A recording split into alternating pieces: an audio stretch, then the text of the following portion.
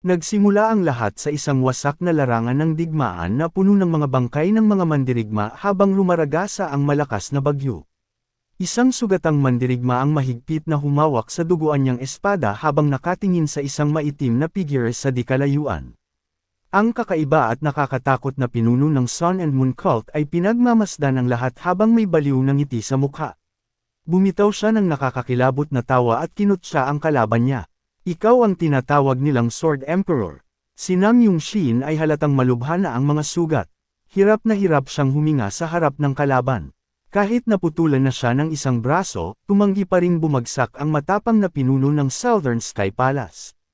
Nanggigigil siya sa galit at nagtanong, nakakatawa ba talaga para sa iyo ang lahat ng trahedyang ito? Sa isang alaala, binalaan siya ng isa niyang tapat na disipulo na sinalakay na ng demonic cult ang An Province. Naisip ni Nam Yung-shin na ang espada ng isang tunay na bayani ay may mabigat na responsibilidad at hindi kailanman umatras. Tinanong niya ang mga tauhan niya, ang hawak ba ninyo ay espada ng isang mandirigma o takot lang? Sabay-sabay na sumigaw ang lahat ng disipulo. Lalaban kami hanggang dulo kasama kayo. Bumalik ang eksena sa kasalukuyan. Tiningnan niya ang mga bangkay ng mga kasama niya at masakit niyang naalala ang lahat ng itinuro niya sa kanila. Mas lalo niyang hinigpitan ang hawak sa espada. Alam niyang tinupad ng mga tauhan niya ang kanilang tungkulin. Eksakto sa paraan ng pagpapalaki niya sa kanila. May matinding determinasyon at galit sa mga mata niya nang sabihin, ako naman ngayon ang lalaban. Naalala niya na ang mga disipulo ng palas ay hindi kailanman umatras. Palagi silang sumusugod hanggang sa huling hininga para tuparin ang kanilang responsibilidad bilang mga martial artist. Tumayo ang pinuno ng kulto mula sa batong trono niya. Isang malakas na yabag lang ang ginawa niya at agad nabiyak ang sahig. Kinutya niya ang mga taong pilit ipinaglalaban ang kanilang katwiran sa pamamagitan ng labanan. Lalong nagalit si Nam Yung-shin. Ikaw na halimaw, may lakas ka pang magsalita tungkol sa kasiyahan. Lalo pang lumawak ang dagwang ngiti ng pinuno ng kulto habang tumatawa sa paghihirap ng iba. Tinukso niya ang bayani. Hindi mo nga maayos na mahawakan ang espada mo. Nanginginig ka pa. Itaas ni Nam Yung-shin ang kumikislap niyang espada. Handa na siya sa huling laban. Nakangising nagtanong ang pinuno ng kulto. Handa ka na bang harapin ang kapalit nito, Sword Emperor? Matatag na sumagot si Nam Yung-shin. Ang espada ko ay bahagi ng sarili ko. Kaya kung harapin ang kahit ano. Pinitik ng pinuno ng kulto ang mga daliri niya. Akala mo ba mananatiling pareho ang langit magpakailanman? Wala nang inaksayang oras si Nam Yung-shin. Sumugod siya ng napakabilis at nagpakawala ng napakalakas na atake. Nagbanggaan ang dalawang makapangyarihang mandirigma. Isang napakalaking bugzo ng enerhiya ang sumabog sa paligid. Isang mabilis at walang awang atake ang humiwas sa hangin. Sa isang perpektong tira, napugot ang ulo ng pinuno ng kulto. Sumabog ang dugo sa lahat ng direksyon. Hingal na hingal si Nam Yung-shin habang bumubuhos sa kanya ang dugo ng kinatatakutan niyang kalaban. Pero kahit pugot na ang ulo nito, nakangiti pa rin ito. Binigkas nito ang isang kakaibang propesya tungkol sa araw at buwan. Nagulat si Nam Yung-shin nang makitang lumulutang ang pugot na ulo habang nababalutan ng misteryosong kulay ube na usok. Biglang bumukas ang ikatlong mata sa noo ng pinuno ng kulto. Hindi tayo kailanman magkakahiwalay. Sa isang iglap, isang napakalaking pagsabog ng madilim na kulay ubing enerhiya ang lumamon sa buong larangan ng digmaan. Tinakpan ng nakakasilaw at mapanirang liwanag ang buong paligid. Pagkatapos nito, nagbago ang eksena. Isang tahimik na araw, marahang umiihip ang hangin sa pagitan ng mga puno. Napadaing sa sakit si Nam Yung-shin habang ginagamit ang espada niya bilang tungkod para makatayo. Malungkot niyang napagtanto na nauwi sa pagkawasak ng magkabilang panig ang laban. Nang tumingin siya sa paligid, itim na usok na lang ang nakikita niyang umaangat mula sa mga bangkay ng lahat niyang kasama. Sa matinding hirap, dahan-dahan siyang naglakad. Bawat hakbang ay nag-iiwan ng bakas ng dugo sa lupa. Pero naubusan na siya ng lakas. Bumigay ang mga binti niya at mabigat siyang bumagsak sa lupa. Nakaluhod siya sa gitna ng mga espada ng mga kasamahan niya. Mapait siyang napabulong. Walang halaga ang titulo kong emperor.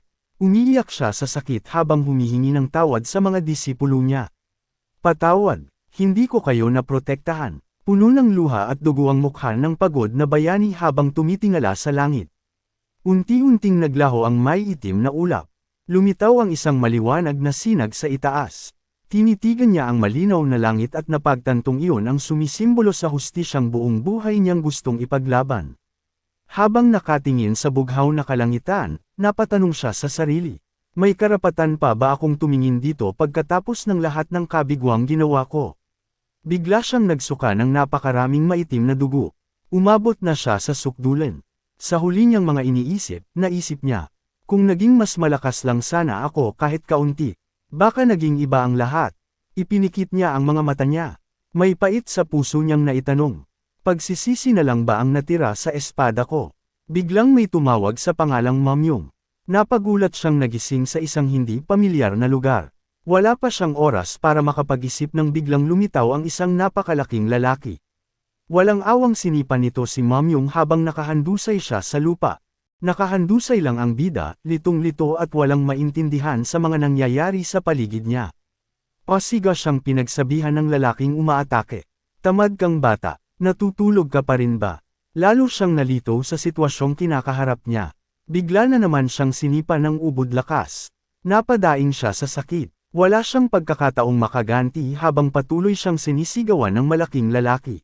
Ako ang nagligtas sa'yo, ulilang mahina ka. Dapat magpasalamat ka. Naharang ni Yang Shin ang kasunod na sipa habang pilit inaalala kung paano siya namatay sa huling laban. Doon niya napagtantong hindi ito panaginip. Malinaw niyang naaalala na siya ang makapangyarihang Sword Emperor.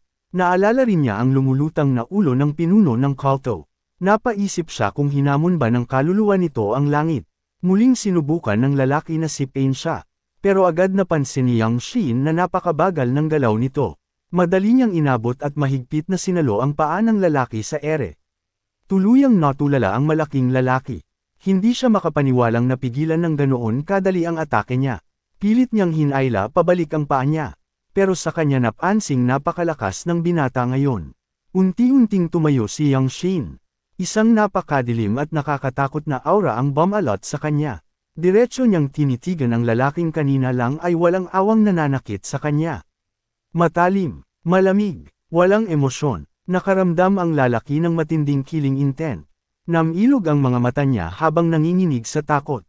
Sa isang mabilis na galaw, ibinagsak ni Yang Shin ang dambuhalang lalaki sa lupa ng parang wala lang. Tahimik lang siyang nakatayo habang nakatitig sa bumagsak na lalaki. Nakakatakot ang presensya niya. Mabilis niyang hinablot ang espadang nasa baywang ng lalaki. Kumikinang ang mga mata niya habang puno ng paghamak na nakatingin sa duwag na ng aapi ng walang kalaban-lab ang bata. Kalmadong sinabi ng bayani, ang taong nananakit ng mga batang walang laban.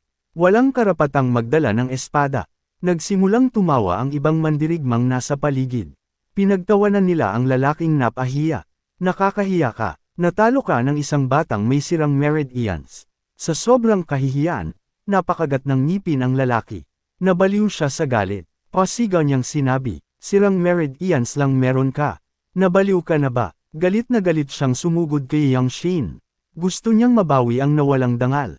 Pero sa isang kisap mata, mabilis na hinugot ni Yang Shin ang espada mula sa kaluban nito. Isang malinis at eksaktong hiwa. Naputol ang braso ng lalaki. Natigilan ang lahat ng nanunood. Nakanganga silang lahat. Wala ni isa ang makapagsalita sa sobrang gulat. Napaluhod ang lalaki habang sumisigaw sa matinding sakit. Mahigpit niyang hawak ang naputol niyang braso. Sa malamig at awtoridad na boses, sinabi ng binata, itaas mo ang ulo mo. Nanginginig sa sakit at takot ang lalaki. Yumuko siya ng tuluyan bilang tanda ng pagsuko. Umiyak siya sa desperasyon. Tahimik siyang nagmamakaawa na iligtas ang buhay niya. Sa isip ng lalaki, nakita niya ang napakalaki at nakakatakot na anyo ng Sword Emperor sa likod ng binata. Doon niya napagtantong hindi na ang dating mahinang Mamyong ang nasa harapan niya. Wala na ang mahiyain at walang kwentang batang kilala niya. Ibang tao na ito. Samantala, lumipat ang eksena sa isang matibay na base sa gitna ng kabundukan. Isang hukbo ng mga mandirigmang nakasuot ng puting maskara at puting kasuotan ang naghahanda para sa isang misyon. Nagutos ang pinuno nila. Ang pangunahing target natin ay ang batang may sirang Meridians. Pagkatapos ay ngumiti siya ng parang demonyo. at patayin ang kahit sinong hawarang. Sabay-sabay na sumigaw ang lahat ng mandirigma. Tinanggap nila ang utos ng walang pag-aalinlangan. Samantala, sa nayon, nakaluhod pa rin ang sugatang lalaki sa harap ng binata. Patuloy siyang nagmamakaawa para sa buhay niya. Nakatingin lang si Yang Shin mula sa itaas. Malamig ang tingin niya, may kakaibang liwanag sa mga mata niya. Napagtanto ng lalaki na mamamatay siya roon kung hindi niya mapapawi ang galit ng binata. Sa sobrang desperasyon, pasiga siyang humingi ng tawad. Paulit-ulit niyang inuntog ang ulo niya sa lupa. Nanginginig ang kamay niyang dumukot sa loob ng damit niya. Inilabas niya ang isang supot na puno ng gintong barya. Ito na ang lahat ng pera ko. Patawarin mo ako. Nanatiling nakatayo si Yang Shin. Walang awa siyang nakatitig sa lalaki sa ilalim ng maulap na kalangitan. Malamig niyang sinabi kay Diek Sam, "Kilalang kilala kita, hindi kita mapapatawad." Naalala niya ang nakalipas na 5 taon. Araw-araw siyang binubugbog ng lalaking ito. Pinagkakaayta ng pagkain, pinagkakaayta ng maayos na damit. Isa-isa niyang binanggit ang lahat ng naranasan niyang pang-aapi. Pinipilit siyang magbigay ng pera. Inaalipuste siya. Tinatapakan ang dangal niya sa harap ng buong nayon. Sa di kalayuan, may isang misteryosang babae na nakasuot ng salakot ang tahimik na pinagmamasdan ang lahat. Napukaw ang interes niya sa ikanikilos ng binata. Habang pinagmamasdan niya ang binata, mahina niyang bamulong sa sarili. Namangha siya sa ikanikilos nito. Nakatitig si Yang Shin sa lalaking nasa harapan niya. Naisip niya na kahit iba na ang katawan niya ngayon, malinaw pa rin niyang naaalala ang bawat pananakit na ginawa nito. Galit niyang sinabi, "Walang kwenta ang peking paghingi ng tawad. Kahit samahan mo pa ng ginto, kita ko ang kasinungalingan sa mukha mo. Kahit nakaluhod ka pa dyan." Walang pag-aalinlangan niyang itinaas ang dagwang espada. Handa na siyang ibigay ang huling parusa. Sa isang kisap mata, mabilis niyang pinakawala ng isang nakamamatay na hiwa. Agad na nalagutan ng hininga ang lalaki. Malamig niyang sinabi, "Ang sinumang nananakit sa mahihina at hindi nagbibigay galang sa espada, dapat magbayad gamit ang sarili niyang ulo." Pagkarinig ng mga salitang iyon, nanlaki ang mga mata ng misteryosang babaeng nakasuot ng salakot. Nakilala niya agad ang linyang iyon. Isa iyon sa pinakatanyag na kasabihan ng prestihiyosong Blue Sky Society. Kalmadong naglakad palayo si Yang Shin. Iniwan niya ang bangkay ng lalaki. Tumangala siya sa malawak na bughaw na langit habang iniisip kung ano ang dapat niyang gawin mula ngayon sa nayong iyon. Napaisip siya, wala siyang kakampi, wala rin siyang kakilala sa lugar na iyon. Biglang may desperadong sigaw na humingi ng tulong. Nabasag ang katahimikan ng hapon. Mabilis siyang lumingon. Nakita niya ang isang taga-nayo na takot habang tumatakbo palayo sa mga humahabol dito. Habang tumatakbo, paulit-ulit itong sumisigaw, "Tulong! Iligtas ninyo ako!" Pero sa isang iglap, isang nakamaskarang mandirigma ang sumulpot. Walang awang sinaksak nito ang likod ng tumatakas na lalaki. Nanggigigil si Yang Shin sa galit habang pinapanood ang walang saysay na pagpatay. Agad na nilamon ng takot ang buong nayon. Nagsimula ang lahat na magsigawan. "Tumakbo kayo!" Sa sandaling iyon, sinalakay ng mga mandirigma ng Sun and Moon Demonic Cult ang buong lugar. Kumalat ang matinding takot. Sa puting kasuotan ng mga mananakop ay nakaberda ang simbolo ng isang itim na araw sa ibabaw ng pulang buwan. Matalim na tinitigan ni Yang Shin ang markang iyon. Agad niyang nakilala ang pinakakinamumuhian niyang mga kalaban. Naramdaman niya ang nakakatakot na kulay ubing enerhiya na bumabalot sa kanila. Alam niyang iyon ang demonic power. Kumulo ang dugo niya sa galit. Hindi siya makapaniwalang buhay pa rin ang mga demonyong iyon matapos ang lahat ng isinakripisyo niya para lipulin sila. Nagsimula ang mga mananakop na patayin ang mga taga-nayon ng walang awa. Sumigaw ang isa sa kanila. Palibutan ang lugar. Pagkarinig niyon, agad na naisip ni Yang Shin na may hinahanap sila. Isang taong may sirang meridians. Napahigpit ang hawak niya sa espada dahil sa galit. Hindi niya matanggap na pumapatay sila ng mga inosente. Nagpasya siyang hindi na lang manunood habang pinapatay ng mga halimaw ang mga taong walang laban. Nag-aapoy sa galit ang mga mata niya habang humaharap sa mga nakamaskarang mamamatay tao. Mahina siyang bamulong. Ang mga kasuklam-suklam na nilalang na tulad ninyo. Hindi dapat umiiral sa mundong ito. Nagsisigawan ang mga taga-nayon. Tumakas ka, mamamatay ka. pero hindi sila pinansin ni Yang Shin. Kalmado lang siyang naglakad. Naisip niya, kapag pinili mong humawak ng espada, bahagya siyang ngumiti. Dapat alam mo rin kung kailan ito dapat bunutin. Walang masabi ang mga taong nakakakilala sa kanya noon. Punong-puno sila ng pag-aalala para sa binata. Napansin na rin siya ng mga nakakatakot na nakamaskarang mamamatay tao. Agad silang sumugod para patayin siya. Alam ni Yang Shin na mahina ang katawan niya ngayon. Wala rin siyang inner energy. Pero alam niyang buo pa rin ang determinasyon niya. Mahigpit niyang hinawakan ang espada ni Diexam. Hindi nagbago ang estilo niya sa pakikipaglaban. May mar-angle na tindig siyang humarap sa mga kalaban. Ipinagmamalaki pa rin niya na minsan siyang naging maalamat na Sword Emperor. Mula sa gitna ng mga halaman, tahimik siyang pinagmamasdan ng misteryosang babaeng nakasuot ng salakot. Namangha ito sa fighting stance ng binata. Nanlaki ang mga mata niya nang mapagtantong ginagamit nito ang maalamat na Three Forces technique. Isang maningning na dilaw na aura ang unti-unting bumalot sa katawan ni Yang Shin. Pumasok siya sa estado ng ganap na konsentrasyon. Humanga ang babae sa lalim ng focus niya. Halatang lubos na niyang pinagsama ang isip at teknik. Nakapikit ng bahagya ang mga mata niya. Kalmado ang isip niya. Mabilis niyang sinuri ang galaw ng mga kalaban. Sa isang iglap lang, natukoy niya ang kanilang pwesto. 3 sa kaliwa, 4 sa kanan. Itinaas niya ang espada gamit ang 2 kamay sa ibabaw ng ulo niya. Inihanda niya ang mapaminsalang atake. Mabilis siyang sumugod sa unang kalabang nagtangkang umatake. Upang simulan ng sunod-sunod na nakamamatay na galaw, perpekto niyang isinagawa ang unang anyo ng Sky. Matatag niyang itinapak ang paa sa lupa. Pagkatapos ay mabilis siyang tumalon ng may eksaktong timing. Sa ere, pinakawalan niya ang isang napakagandang patayong hiwa. Agad na bumagsak ang unang kalaban. Habang naghahanda si Yang Shin na harapin ang natitirang mga kalaban, sabay-sabay siyang pinalibutan ng ilang nakamaskarang mamamatay tao at umatake. Mabilis at elegante ang bawat galaw niya. Isa-isa niyang iniwasan ang lahat ng atake. Sinimulan niya ang ikalawang yugto ng teknik. Ang galaw ng Earth. Malakas siyang umatake at madaling naharang ang lahat ng pagsugod ng mga kalaban. Isa sa mga mamamatay tao ang tumalon habang nakataas ang espada. Sinubukan itong hatiin si Yang Shin mula sa itaas.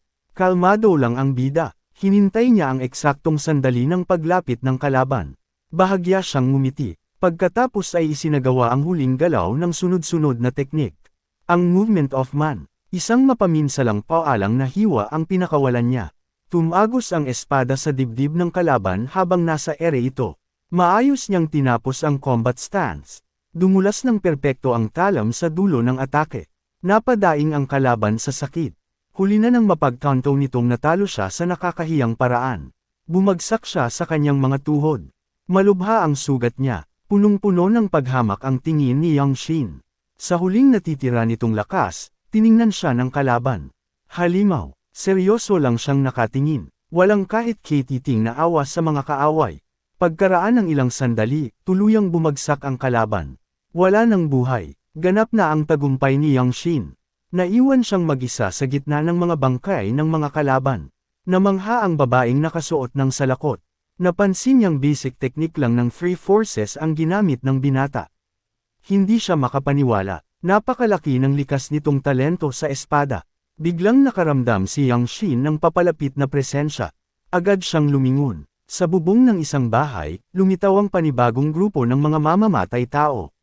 Mas malalakas sila kaysa sa nauna. Tahimik silang nakatingin sa kanya. May paghamak sa mga mata ng pinuno nila habang pinagmamasdan ang paligid. Isa sa mga kasama nito ang nagulat. Hindi siya makapaniwalang nalipol ng isang binata ang buong unang grupo. Muli na namang itinaas ni Yang Shin ang espada. Handa na siyang lumaban, pero biglang kumirot ng matindi ang dibdib niya. Napadaing siya sa sakit, napaluhod siya sa lupa. Ginamit niya ang espada bilang sandalan habang pilit tinitiis ang matinding sakit ng ulo. Naalala niyang ang katawan na ito ay may sirang meridians. Nagsimula siyang pagpawisan ng malamig dahil sa sobrang pagkapagod. Napanghinaan siya ng loob. Sa gitna pa talaga ng labanan umatake ang kondisyon ng katawan niya. Pilit niyang inalam kung gaano kalala ang sintomas. Mula sa bubong, tahimik siyang pinagmamasdan ng mga kalaban. Nang makita nilang wala na siyang lakas, agad na nakilala ng pinuno ang binata. Siya ang batang may sirang meridians. Malamig itong nag-utos. Dakpin ninyo siya, siguraduhin walang kahit isang sugat. Sabay-sabay na tumalon ang mga tauhan nito mula sa bubong. Mabilis silang sumugod para hulihin si Yang Shin. Pilit niyang iniangat ang espada. Napakagat siya sa sobrang sakit. Biglang, ilang bughaw na kidlat ang bumagsak mula sa langit. Tinamaan nito ang mga kalaban habang nasa ere pa sila. Nanlaki ang mga mata ni Yang Shin. Bigla na lang lumitaw ang napakalakas na bughaw na kidlat. Tumangala siya sa bubong. Naroon ang misteryosang babaeng nakasuot ng salakot. Nababalutan siya ng nakakasilaw na bughaw na kidlat. Napakamaringal ng tindig niya habang kumikidlat ang buong katawan. Nagulat ang pinuno ng kulto nang makilala siya. Alam niyang nadiskubre na ng Blue Sky Society ang plano nila.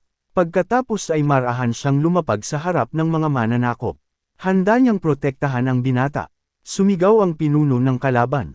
Unahin ang misyon. Pigilan ninyo ang babaeng iyon. Sabay-sabay na sumugod ang mga tauhan nito. Kalmadong binunot ng babae ang espada niya. Agad itong nagliwanag sa matinding bughaw na enerhiya. Kumislap din ang mga mata niya sa mahiwagang bughaw na liwanag. Itinuon niya ang buong lakas sa mga kalaban. Sa isang kisap mata, mabilis siyang kumilos. Isa-isang tinamaan ng mga atakeng may kidlat ang mga kalaban. Magaan siyang tumalon sa ere. Madali niyang iniwasan ang lahat ng pagsugod ng mga ito. Marahan siyang lumapag sa bubong ng nayon. Isang guhit ng maputing alikabok ang naiwan sa likod niya. Tahimik lang na pinagmamasdan ni Mamyong ang laban. Hangang-hanga siya sa lakas at bilis ng babaeng iyon. Sa huli niyang mabilis na galaw, pinutol niya ang mga kalaban habang nasa ere. Kasabay nito ang napakalakas na pagsabog ng kidlat. Natulala si Mamyong. Nakilala niya ang teknik na ginagamit ng babae. Infinite Steps Technique. Alam niyang ang teknik na iyon ay pag-aari ng Southern Sky Palace. Napaisip siya, paano niya natutunan ang teknik na iyon? Biglang may lumitaw na nakamaskarang kalaban sa likuran ni Mamyong. Wala siyang pagkakataong makaiwas. Iniunat ng lalaki ang kamay nito para dakpin siya. Sasama ka sa amin. Pilit na lumaban si Mamyong gamit ang lahat ng natitira niyang lakas. Pero hindi na sumusunod ang mahina niyang katawan. Napadaing siya sa matinding sakit. Bago pa siya mahawakan ng kalaban, biglang bumagsak mula sa itaas ang mandirigmang babae. Nababalutan siya ng nakakasilaw na bughaw na kidlat. Sa isang napakabilis na galaw, pinutol niya ang braso ng nakamaskarang lalaking susunggab sana kay Mamyong. Natulala ang mananakop. Hindi man lang siya nakapag-react bago siya nataman. Malinis at walang sabit ang galaw ng babae. Sa isang iglap, nawala ang banta. Nakangiti siya sa ilalim ng salakot. Isang ngiting puno ng paghamak. Alisin ninyo ang marurumi ninyong kamay sa batang ito. Dahil gusto ko siya. Patuloy na nanginginig si Mamyong sa sobrang pagkapagod. Pilit siyang samandal sa kaluban ng espada para hindi tuluyang bumagsak. Pero masyadong matindi ang sakit. Unti-unting dumilim ang paningin niya. Hanggang sa mawalan siya ng malay. Nagulat ang babae nang makita siyang biglang bumagsak. Wala na itong lakas para manatiling nakatayo. Agad niyang inalalayan ang katawan ng binata. Halatang nag-aalala siya. Hindi niya alam kung ano pa ang dapat niyang gawin para matulungan ito. Makalipas ang ilang oras, unti-unting nagmulat ng mga mata si Mamyong. Mas maayos na ang pakiramdam niya. Bigla siyang napabangon. Napadaing siya sa sakit ng mapansing nakahiga siya sa isang hindi pamilyar na kama. Nakaupo sa tabi niya ang misteryosang babaeng nagligtas sa kanya. Kalmado itong nagsalita. Gising ka na pala. Nakangiti ito nang magiliw sa likod ng manipis na belo ng salakot niya. Nanatiling tahimik si Mamyong. Sinusubukan niyang unawain ang nangyayari. Habang matiyagang nakatingin sa kanya ang babae, napaisip siya. Paano niya nagagamit ang Infinite Steps? Gayong hindi naman siya mula sa Southern Sky Palace. Kalmadong sinabi ng babae, naibsan ko na ang malamig na enerhiyang bumabalot sa katawan mo. Dapat mas magaan na ang pakiramdam mo ngayon. Nagulat si Mamyong. Ang kondisyon niyang sirang meridians ay napakabihira. Karaniwan itong nangyayari lamang sa mga babae. Lalo siyang nalito. Iniisip niya kung paano nagawang pigilan ng babae ang napakalakas at mapanganib na cold energy sa loob ng katawan niya. Base sa boses nito, pakiramdam niya ay bata pa ito. Pero ang antas ng martial arts nito ay napakataas. Biglang nagsalita ang babae. Pasensya na sa kawalan ko ng modo. Pagkatapos ay inabot niya ang salakot niya. Dahan-dahan niya itong inalis. Unang beses na nakita ni Mamyong ang tunay niyang mukha. Maingat niyang inayos ang mahaba niyang itim na buhok. Kalmado ang bawat kilos niya. Natulala si Mamyong sa kagandahan ng dalaga. Ngumiti ito ng magiliw. Sasabihin ko na rin ang pangalan ko. Ako si Licia, mula sa Blue Sky Society. Gusto mo bang sumama sa akin? Gagawin kitang personal kong disipulo. At gagamutin kita. Pero naging mapagmatsyag si Mamyong. Masyado siyang nagtataka sa biglaang kabaitan nito. Ipinaliwanag ni Licia na humanga siya sa determinasyon niyang lumaban kahit mahina ang katawan niya. Umamin si Mamyong. Hindi pa ako nakakarinig ng taong kayang gamutin ang ganitong kondisyon. Bahagyang ngumiti si Licia. Isang ngiting puno ng kumpiyansa. May espesyal na dahilan kung bakit kaya ko. Iniunat niya ang hintuturo niya. Agad na nagtipon doon ang napakaliwanag na kidlat. Kumislap ang makapangyarihang enerhiya sa harap mismo ng mga mata ni Mamyong. Ipinaliwanag niya na gumagamit siya ng isang teknik na nakabatay sa fire at lightning energy. Ang teknik na iyon ang makakatulong para mabuksan ang meridians ng isang lalaki. Natahimik si Mamyong. Alam niyang hindi sapat ang ordinaryong hot energy para gamutin ang ganitong kondisyon. Napakabilis mag-ipon ng cold energy. At kahit maliit na pagkakamali sa balanse ng espiritual na enerhiya ay maaaring ikamete ng pasyente. Ipinagpatuloy ni Licia ang paliwanag. Dahil lalaki ka, ang natural mong vital energy kapag pinagsama sa teknik ko. Ang magiging susi sa tamang lunas. Naisip ni Mamyong na may katuturan ang sinasabi niya. Halatang napakataas ng antas ng misteryosong lightning art na ginagamit nito. Napagtanto niya ang isang bagay. Kung maa-absorb niya ang lahat ng naipong enerhiyang iyon, maaari pa siyang maging mas malakas kaysa noong nakaraan niyang buhay. Pero may isa pa siyang gustong malaman. Agad niya itong tinanong, ano ba talaga ang tunay mong dahilan? Bakit gusto mong gawing personal na disipulo ang isang hamak na batang gaya ko? Napatawa ng bahagya si Licia. Naaliw siya sa diretsahan nitong tanong. Naalala niya ang sinabi ni Mamyong kanina. Ang taong walang pananagutan sa lakas niya. Walang karapatang humawak ng espada. Tahimik lang siyang tinitigan ni Mamyong. Pinoproseso niya ang bawat salitang narinig. Mahigpit niyang kinuyam ang kamao. Iniisip niya kung ano nga ba ang ibig sabihin ng pagkakaroon ng tunay na makatarungan at marangal na puso. Pagkatapos ay nagtanong siya, at kung tumanggi ako sa alok mo? Kalmadong sumagot si Licia. Kung tatanggi ka, patuloy kang hahabulin ng Sun and Moon demonic cult. At habang buhay kang mapipilitang magtago. Agad siyang sumagot. Kung ganoon, bakit hindi na lang ninyo ako patayin ngayon para wala ng problema sa culto? Matatag na sumagot si Licia. Kapag ginawa namin iyon, wala na rin kaming pinagkaiba sa mga kontrabida. Tungkulin naming protektahan ang mga inosente. Sandali siyang natahimik. Karamihan sa mga tao, mas pinipiling isakripisyo ang maliit para mailigtas ang mas mahalaga. Pero ako, gusto kong maging taong magpoprotekta sa mga naiwan. Tahimik na nakinig si Mamyong. Malalim siyang naantig sa tapat at mabuting puso ng dalaga. Bahagya siyang ngumiti. Doon niya napagtanto na karapat-dapat itong maging bago niyang master sa buhay na ito. Dahan-dahan siyang yumuko habang nakaupo sa kama. Ipinakita niya ang buong paggalang niya. Patawad, nagduda ako sa alok ninyo. Humihingi ako ng tawad. Napangiti si Licia. Naaliw siya sa naging reaksyon nito. Magiliw siyang nagtanong, nakapagdesisyon ka na ba? Ngumiti rin si Mamyong. Oo, susunod ako sa inyo simula ngayon. Masayang ngumiti si Licia. Magandang desisyon. Masaya akong maging kasama ka. Makalipas ang ilang sandali, napansin niya ang pangalan ng binata. Sa tingin ko, hindi bagay sa iyo ang pangalang Mamyong. May iba ka bang gustong pangalan? Naalala ng binata ang dati niyang pangalan. Sumang-ayon siyang kailangan na niyang magsimula ng panibagong buhay.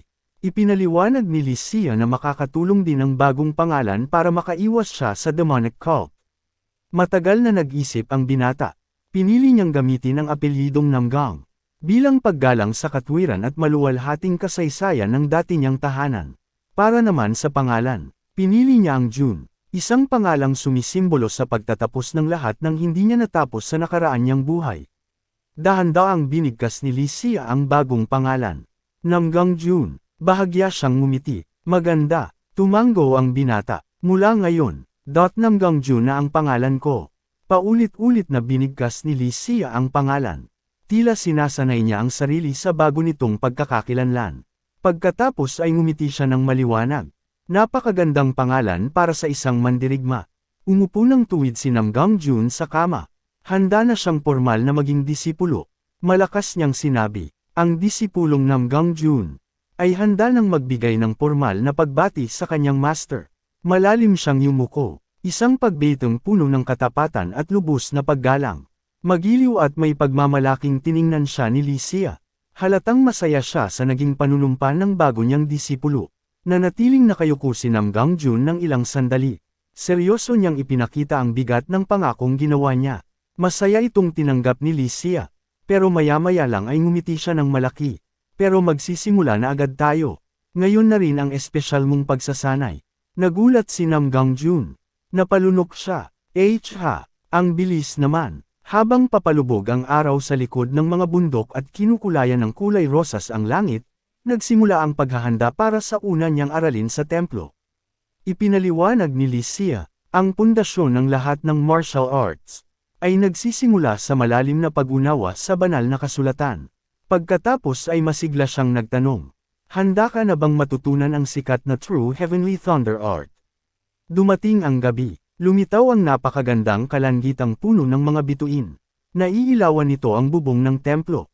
Inilapag ni Lycia ang lihim na aklat sa ibabaw ng mesa. Opisyal niya itong ipinakilala bilang Cultivation Manual. Napansin niya ang bagong apelyido ng binata. May pagtatakang sinabi niya, hindi pa ako nakakarinig ng pamilyang Namgang. Binuksan niya ang sinaunang aklat. Kahit marunong kang magbasa, ipapaliwanag ko pa rin ang bawat mahirap na bahagi. Magalang na tumanggaw si Nam Gangjun. Maluwag niyang tinanggap ang tulong nito. Habang pinagmamasdan niya ang babae, napaisip siya. Si Lycia ay isang pambihirang henyo. Ang klase ng taong minsan lang lumitaw sa loob ng isang siglo sa mundo ng martial arts. Napag-isip-isip niya rin na ang talento nito ay hindi nalalayo sa sarili niyang potensyal noong nakaraan niyang buhay. Itinuro ni Lycia ang mga linya sa aklat. Isa-isa niyang ipinaliwanag kung paano gabayan ang enerhiya. Samantala, maingat na sinusuri ni Nam Gangjun ang bawat konsepto. Natulala si Lycia, halos mabuka ang bibig niya. Naiintindihan ng binata ang lahat ng napakadali. Sobrang humanga siya, pakiramdam niya ay hindi siya nagtuturo ng baguhan. Parang nakikipagdiskusyon siya sa isang sinaunang Grandmaster. Mabilis na lumipas ang oras. Unti-unting sumilip ang unang sinag ng umaga. Nagliwanag ang mga bundok sa paligid ng nayon. Napatingin si Lycia sa bintana. Nagulat siya sa oras. May pag-aalala siyang nagtanong, hindi ka pa ba napapagod? Agad na tumayo si Nam Gangjun. Matatag ang tingin niya, naisalo ko na ang lahat ng formula.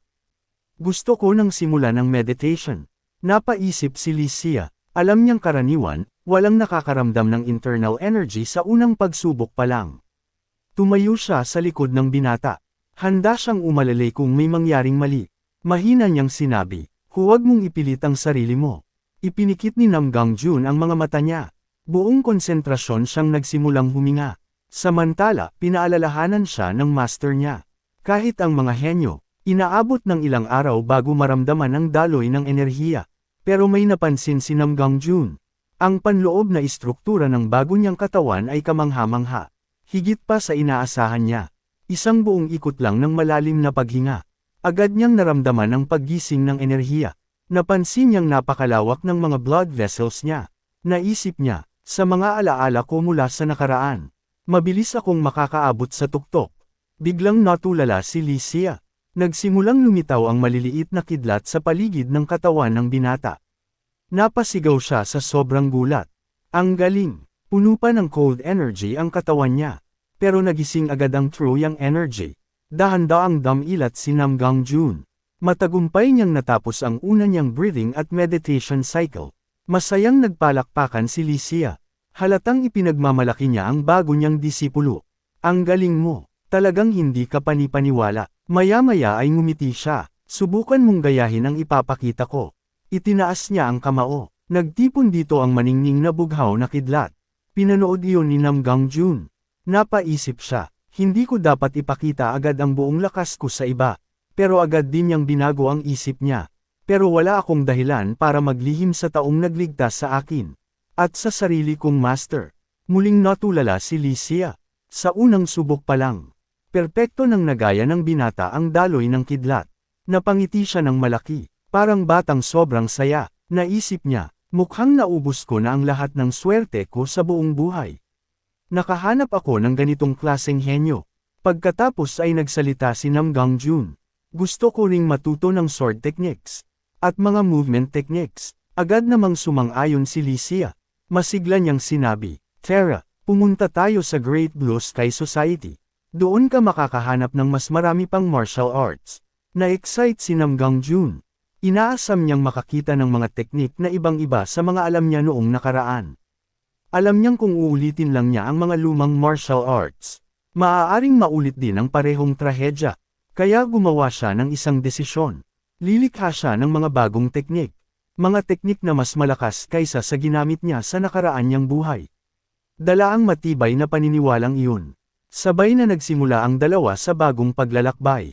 Habang magkatabing naglalakad, napaisip si Nam Gangjun tungkol sa kasaysayan ng Blue Sky Society. Naalala niyang nabuo ang malaking organisasyong iyon mula sa pagsasama-sama ng mga sektang winasak ng demonic cult. Itatag ito ng mga mandirigmang nakaligtas, para protektahan ang natitirang pag-asa ng mundo. Napatanong siya kay Licia, hindi ba't ang pangunahing prinsipyo ng sekta ninyo ay hustisya at paggawa ng kabutihan? Kung ganoon, hindi ba dapat ang pinakamahalagang layunin ninyo ay maghayganti sa demonic cult? Pero naalala niya ang turo ng dating pinuno ng organisasyon. Ang mga buhay na nailigtas ng mga bayani, ay hindi dapat muling itali sa puot. Sa halip, ginagamit nila ang pangalawang pagkakataong iyon para tulungan ang mga nangangailangan. At magbigay ng pag-asa, pinili nilang tahakin ang landas ng tunay na kabalyero. Ang landas ng habag, hindi ang landas ng paghihiganti. Dahil, doon, napakaraming mahahalagang teknik mula sa mga naubos na clan ang naiingatan sa napakalawak nilang aklatan. Mga teknik na kusang ibinigay ng matatapat na miyembro. Hinawakan ni Licia ang hawakan ng espada niya. Malungkot ang boses niya nang magsalita. Ang pamilya ko rin. Nilipol ng demonic cult. Biglang naging malungkot ang ekspresyon niya. Naalala niya ang pagkawala ng tahanan niya. Pagkatapos ay ipinaliwanag niyang ang kasalukuyan niyang teknik ay pinagsamang martial arts ng clan nila at ng mga scroll na natutunan niya sa sekta. Nakangiti niyang sinabi, sigurado akong makakahanap ka rin doon ng teknik na para talaga sa'yo. Napaisip si Nam Gangjun. Doon niya naunawaan kung paano napunta sa Blue Sky Society ang mga martial arts ng Southern Sky Palace. Tinansya niya na halos 200 taon na ang lumipas mula nang bumagsak ang dati niyang sekta. Ibig sabihin, ligtas na ang lipunan ngayon. Nang makita niyang nalungkot ang master niya, mahina siyang nagsalita, pasensya na, naibalik ko pa ang masakit ninyong alaala. Bahagyang namula si Licia. Nahihiya siyang nakita ng disipulo niya ang kahinaan niya. Kaya pinabilis niya ang paglalakad. Para mapalitan ang usapan, ngumiti siya at nagtanong. Alam mo ba ang mga sikat na likas na tanawin ng bundok na ito? Nagpatuloy silang umakyat sa makapal na hamog. Unti-unti silang papalapit sa lihim na tagwan ng Blue Sky Society. Maingat na sinabi ni Licia. Siguraduhin mong eksakto mong susundan ang bawat yapot ko. Kahit isang maling hakbang lang. Maaari kang mahulog sa isang mapanganib na magic trap. Pagkatawid nila sa makapal na usok, napabuntong hininga si Nam Gangjun sa sobrang pagkamangha. Bumungad sa kanya ang isang napakagandang tanawin. Pero mas lalo siyang natulala nang mapansin niya ang lokasyon. Ang bagong base ng Blue Sky Society ay nakatayo mismo sa mga guho ng dati niyang tahanan noong nakaraan niyang buhay. Isa-isang yumuko ang mga gwardya at mandirigma. Magalang nilang sinalubong ang pagbabalik ng makapangyarihang pinuno ng Celestial Sword Hall. Habang naglalakad sila, ipinaliwanag ni Licia, lahat ng miyembro ay nagsusuot ng salakot kapag nasa labas ng base. Pero malalaman mo rin ang dahilan sa tamang panahon. Pagpasok nila sa pangunahing bulwagan, malakas niyang inanunsyo, nakabalik na ako mula sa misyon. Biglang lumapit ang isang matandang may mahaba at puting balbas. Ang pangalan niya ay Yun Kyung-jong. Tiningnan niya ang binata. Siya ba ang bisita mo? Masayang hinayla ni Licia sa balikat si Nam Gangjun. Hindi, siya ang bago kong disipulo. At napakatalino niya. Nagulat ang matanda. Mukhang sobra mo siyang nagustuhan para tanggapin mo agad. Ipinaliwanag niya na dahil personal siyang ginagarantiyahan ni Licia, martial test na lang ang kailangan ng binata. Kailan ninyo gustong simulan? Agad na humakbang si Nam Gangjun. Ngayon na, nagulat ang matanda. Ngayon, kakasimula mo palang mag-cultivate. Pero matatag ang sagot ni Nam Gangjun. Sapat na ang Thunder Yang ko. Natawa si Yun Kyung-jong. Naaliw siya sa tapang ng binata. Sige, tingnan natin kung hanggang saan aabot ang kumpiyansa mo. Tumawag siya ng isang malaking mandirigma. Malamig niyang iniutos. Subukan mong harangin kahit isang atake niya. Lumapit ang dambuhalang mandirigmang si Kang Mung. Mabibigat ang bawat hakbang nito. Habang naghahanda ito, napatingin si Nam Gangjun sa master niya. Master, wala po akong sandata. Nakangiting binunot ni Licia ang sarili niyang misteryosong espada. Iniabot niya ito sa binata. Gamitin mo ito. Kung ordinaryong espada ang gamitin mo, mababali lang. Magalang na tinanggap ni Nam Gangjun ang espada. Malalim siyang yumuko. Maraming salamat po, Master. Seryosong tumingin si Kang Mung sa kanya. Huwag kang padalos-dalos. Umiwas ka lang. Kapag sinubukan mong salagin ang atake ko, baka mamatay ka. Pagkasabi noon, tumalon siya sa ere. Kasabay nito ang isang napakalakas na patayong hiwa. Tahimik lang na pinanood iyon ni Nam Gangjun. Sa mismong huling sandali bago tumama ang espada, sa isang kisap mata, binunot niya ang espada ni Licia. Napakabilis. Matatag niyang sinalag ang mabigat na atake. Agad niyang naramdaman ang napakalaking pisikal na lakas ng kalaban. Pero sa napakahusay niyang kontrol, bahagya niyang ikaniling ang espada.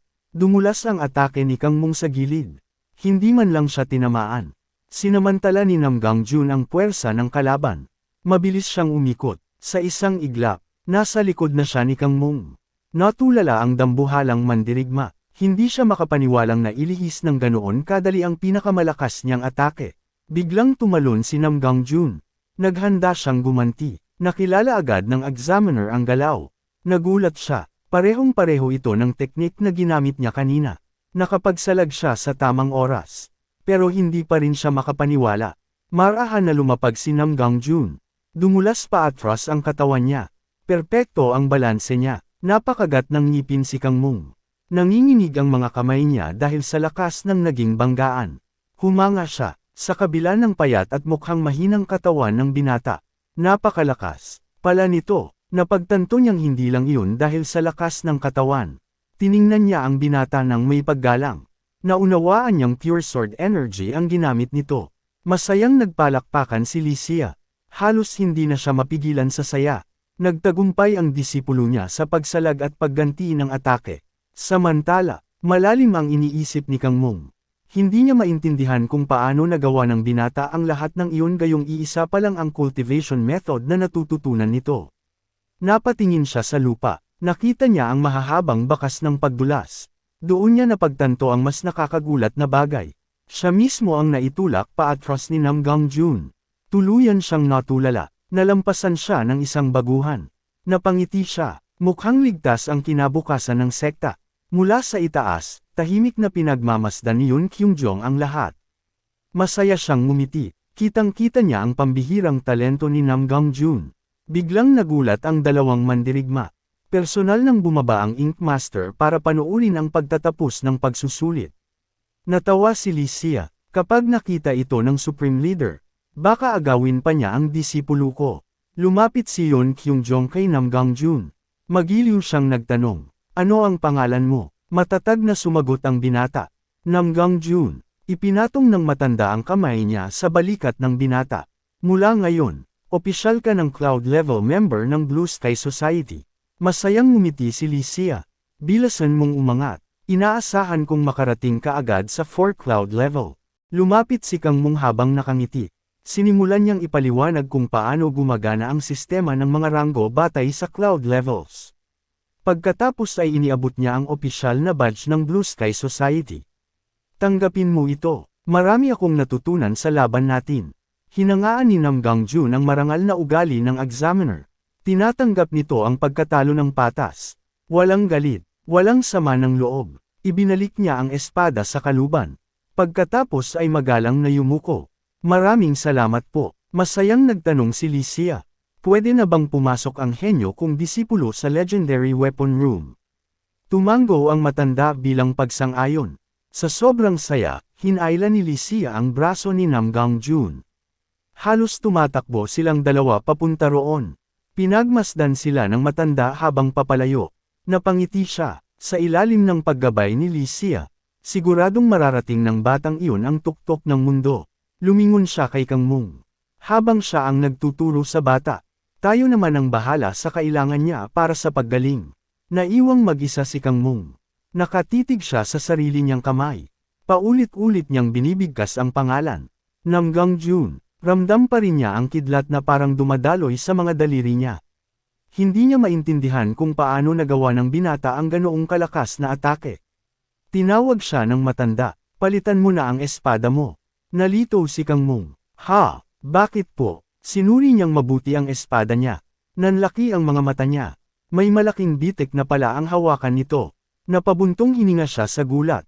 Pagdating nila sa napakalawak na pavilion ng mga aklat, ipinaliwanag ni Licia, ang lugar na ito ang Room of Self-Reflection and Wisdom. Natulala si Nam Gangjun. Napakalawak ng mga estan. Higit pa ito sa kahit anong aklatan na nakita niya sa buong buhay niya. Kahit ang lumang aklatan ng dati niyang palasyo. Mukhang maliit kumpara rito. Nagpatuloy si Licia, hindi tulad ng ibang sekta.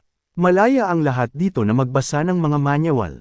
Ginawa ang patakarang ito, para mas lumakas ang lahat, at maprotektahan ang mga inosente laban sa demonic cult. Agad na naintindihan ni Nam Gangjun ang sistema, pero kahit walang kandado, nililimitahan pa rin ng cloud level ang mga manual na pwede kong basahin. Tumango si Licia. Naunawaan niya ang ibig sabihin ng pangalan ng lugar. Ang Room of Self-Reflection and Wisdom ay para ipaalala sa bawat mandirigma na tanungin ang sarili kung karapat-dapat ba talaga silang pag-aralan ang isang manual. Nag-alok si Licia, tulungan kitang pumili ng teknik. Pero umiling si Nam Gangjun. Ako na lang, gusto kong ako mismo ang pumili ng magiging fighting style ko. Ngumiti ang master niya, sige, pero ipakita mo muna sa akin ang mapipili mo. Unti-unting nilamon ng mapulang liwanag ng dapit hapon ang templo. Naging tahimik ang buong pavilion. Isa-isang sinuri ni Nam Gangjun ang mga estan. Habang sa di kalayuan, tahimik siyang pinagmamasdan ng batang librarian na si Younggi. Naalala ni Younggi ang bilin ng master. Kailangan niyang tulungan ang bagong disipulo kung sakaling maligaw ito sa napakalaking pavilion. Samantala, kinailangan ni Licia na umalis agad dahil sa isang napaka-importanteng bagay. Naiwang mag-isa si Younggi kasama ang binata. Bigla siyang nakarinig ng kakaibang ingay. Paglingon niya, isa-isang ibinabagsak ni Nam Gangjun ang mga aklat sa sahig. Natulala siya, hindi naman siguro, binabasa niya lahat ng iyan. Lalo siyang nataranta nang makita niyang tuloy-tuloy lang ang pagbato ng binata sa mga libro. Akala niya ay nagkakalat lang ito. Napailing siya, balak na sana niyang sawayin ang One Cloud Rookie. Pero bago pa siya makapagsalita, iniabot ni Nam Gangjun ang kamay niya. Kumuha siya ng isang simpleng kahoy na training sword mula sa rack. Napasigaw si Younggi. Bigla kasing naging seryoso ang binata. Hinawakan niya ang training sword. Pagkatapos, nagsimula siyang magsagawa ng sunod-sunod na napakabilis at napakakomplikadong galaw. Natulala si Younggi. Hindi siya makapaniwala sa nakikita ng mga mata niya. Napansin niyang ang mga manual na nakakalat sa sahig ay pawang mga advanced manual tungkol sa bilis at sword techniques. Doon niya lang naintindihan, nakatuon pala si Nam Gangjun sa mga teknik ng mabilisang pag-atake. At ngayon, isinasagawa na niya ang mga ito. Sa isang simpleng galaw lang ng espada, isang napakalakas na shockwave ang kumalat sa buong pavilion. Marahas na nanginig ang mesa. Natamba ang mga brush at mga scroll. Napalunok si Younggi. Sobrang natakot siya. Hindi siya makapaniwalang ganoon kabilis ang naging atake. Para itong isang napakalakas na kidlat na biglang kumislap sa gitna ng bagyo. Biglang may mabigat at nakakatakot na boses ang umalangaw-ngaw. Sino ka? Napalingon si Nam Gangjun. Nabigla siya, sa likod ng nanginginig na si Younggi. Nakatayo ang isang napakalaking lalaking may pulang buhok. Nakakatakot ang aura nito. Diretsyong tinitigan ng nakakatakot na mandirigma si Nam Gangjun. Nakakapanindig balahibo ang presensya nito. Nakaekis ang mga braso nito habang malamig na nagtatanong. Anong teknik ang ginamit mo kanina? Anong klaseng sword style iyon? Napalunok si Nam Gangjun. Ramdam niya ang napakalakas at mapanganib na demonic energy na nagmumula sa lalaki. Napakunot-noo siya. Hindi maaari. Paano nakapasok ang isang demonic human sa puso mismo ng Blue Sky Society? Samantala, nanginginig sa takot si Yang Gi. Nakasilong lang siya sa tabi ng mesa. Si Nam Gangjun naman ay nanatiling nakahanda. Ilang metro ang layo niya sa malaking lalaki. Pinilit niyang manatiling kalmado. Kailangan niyang maintindihan kung bakit malayang nakakagalaw ang ganoong kalakas na kalaban sa loob ng sekta. Nagmadaling magsalita si Yang Gi, Senior Sword Demon. Bagong recruit lang po siya. Walang pakialam na itinulak ng dambuhalang lalaki ang ulo ni Yang Gi palayo. Doon napansin ni Nam Gangjun ang badge nito. 4 na black cloud. Napaisip siya. Kalmadong nagsalita ang lalaking nakapula. Hindi ko pa kailanman nakita ang sword style na iyon sa kahit alin sa mga manual ng pavilion. Napansin ni Nam Gangjun na wala naman itong intensyong umatake. Kaya tapat siyang sumagot. Ginagawa ko pa lang ang teknik na iyon. Dahan-daang naglakad ang sword demon sa ibabaw ng mga librong nakakalat. Tumanggo siya. Alam kong hindi ka nagsisinungaling. Bigla siyang ngumiti. Isang ngiting nakakatakot. Lumaban tayo. Kapag napasaya mo ako, bibigyan kita ng malaking gantimpala. Napasigaw si Yang Gi. Senior, baguhan pa lang siya. Kakasimula pa lang niyang matutong gumamit ng energy. Tinapunan siya ng matalim na tingin ng sword demon. Tumahimik ka. Napayuko na lang si Yang Gi.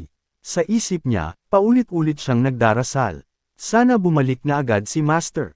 Iligtas niya ang batang ito. Walang pag-aalin ang tinanggap ni Nam Gangjun ng hamon. Diretso siyang nagsalita. Kung mananalo ako, gusto ko ng isang mahalagang elixir. Napatawa ang malaking lalaki. Gusto ko ang ugali mo. Diretsahan. Walang paligoy-ligoy. Pagkatapos ay ngumiti siya. Ibuhos mo ang lahat. Hindi ako gagamit ng internal energy. Para patas ang laban. Agad na sumagot si Nam Gangjun. Gamitin ninyo ang lahat ng internal energy ninyo kung kinakailangan. Umalangaw-ngaw ang napakalakas na tawa ng sword demon. Ha! Ha! Ha! Baliw ka talaga. Wala nang sinabi pa si Nam Gangjun. Agad siyang sumugod. Isang mabilis at nakamamatay na hiwa ang pinakawalan niya. Umalangaw-ngaw ang tunog ng espada sa hangin. Naisalag iyon ng dambuhalang lalaki. Pero nanlaki ang mga mata nito. Ang bigat. Napasigaw siya habang buong lakas na itinulak palayo ang espada ni Nam Gangjun. Sinamantala ng binata ang puwersang iyon. Mabilis siyang tumalon pa atras. Umikot siya sa ere bago magaan na lumapag. Agad siyang bumalik sa fighting stance. Matatag, agresibo, nakatuon ang isip niya sa paggamit ng bilis laban sa dambuhalang kalaban. Mabilis niyang binago ang direksyon ng pag-atake. Isang pailas na hiwa ang tumaga sa hangin. Mula sa itaas ang atake. Pinagsama niya ang wind style. At ang daloy ng 12 Swords of the Dying Mountain. Sa iisang galaw, isang hiwa, pero nahati ito sa 3 sabay-sabay na atake. Nanlaki ang mga mata ng sword demon. Hindi ka panipaniwala. Kahit nagulat siya, naisalag pa rin niya ang 3 hiwa. Pero sa kanya napansin. Ang teknik na iyon, ay batay sa sarili niyang estilo. Napangiti siya, sobrang natuwa siya, napakagandang pagbabago sa isang simpleng teknik. Habang hawak ang espada ni Li Xia, naisip ni Nam Gangjun. Napakaganda ng sandatang ito, unti-unti nang bumabalik ang instincts ko mula sa nakaraan kong buhay.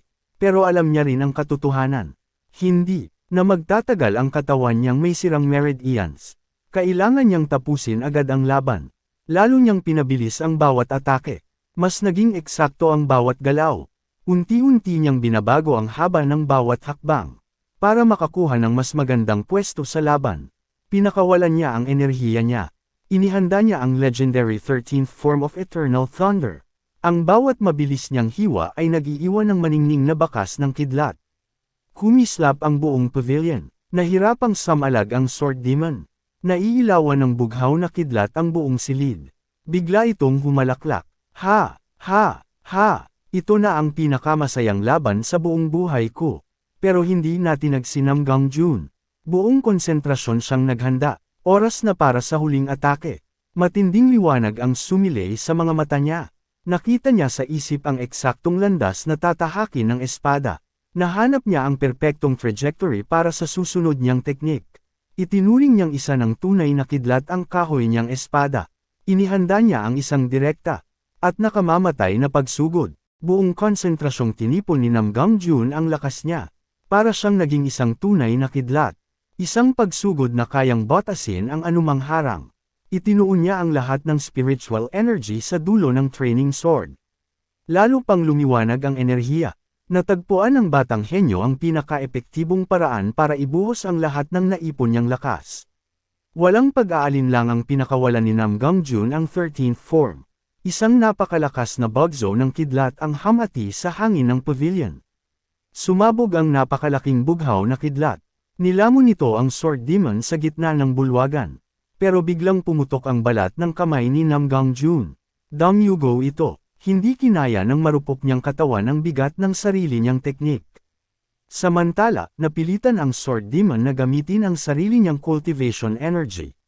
Sa isip niya, muntik na akong mamatay. Nanlaki ang mga mata niya. Hindi siya makapaniwalang napilitan siyang gumamit ng cultivation energy laban sa isang baguhan.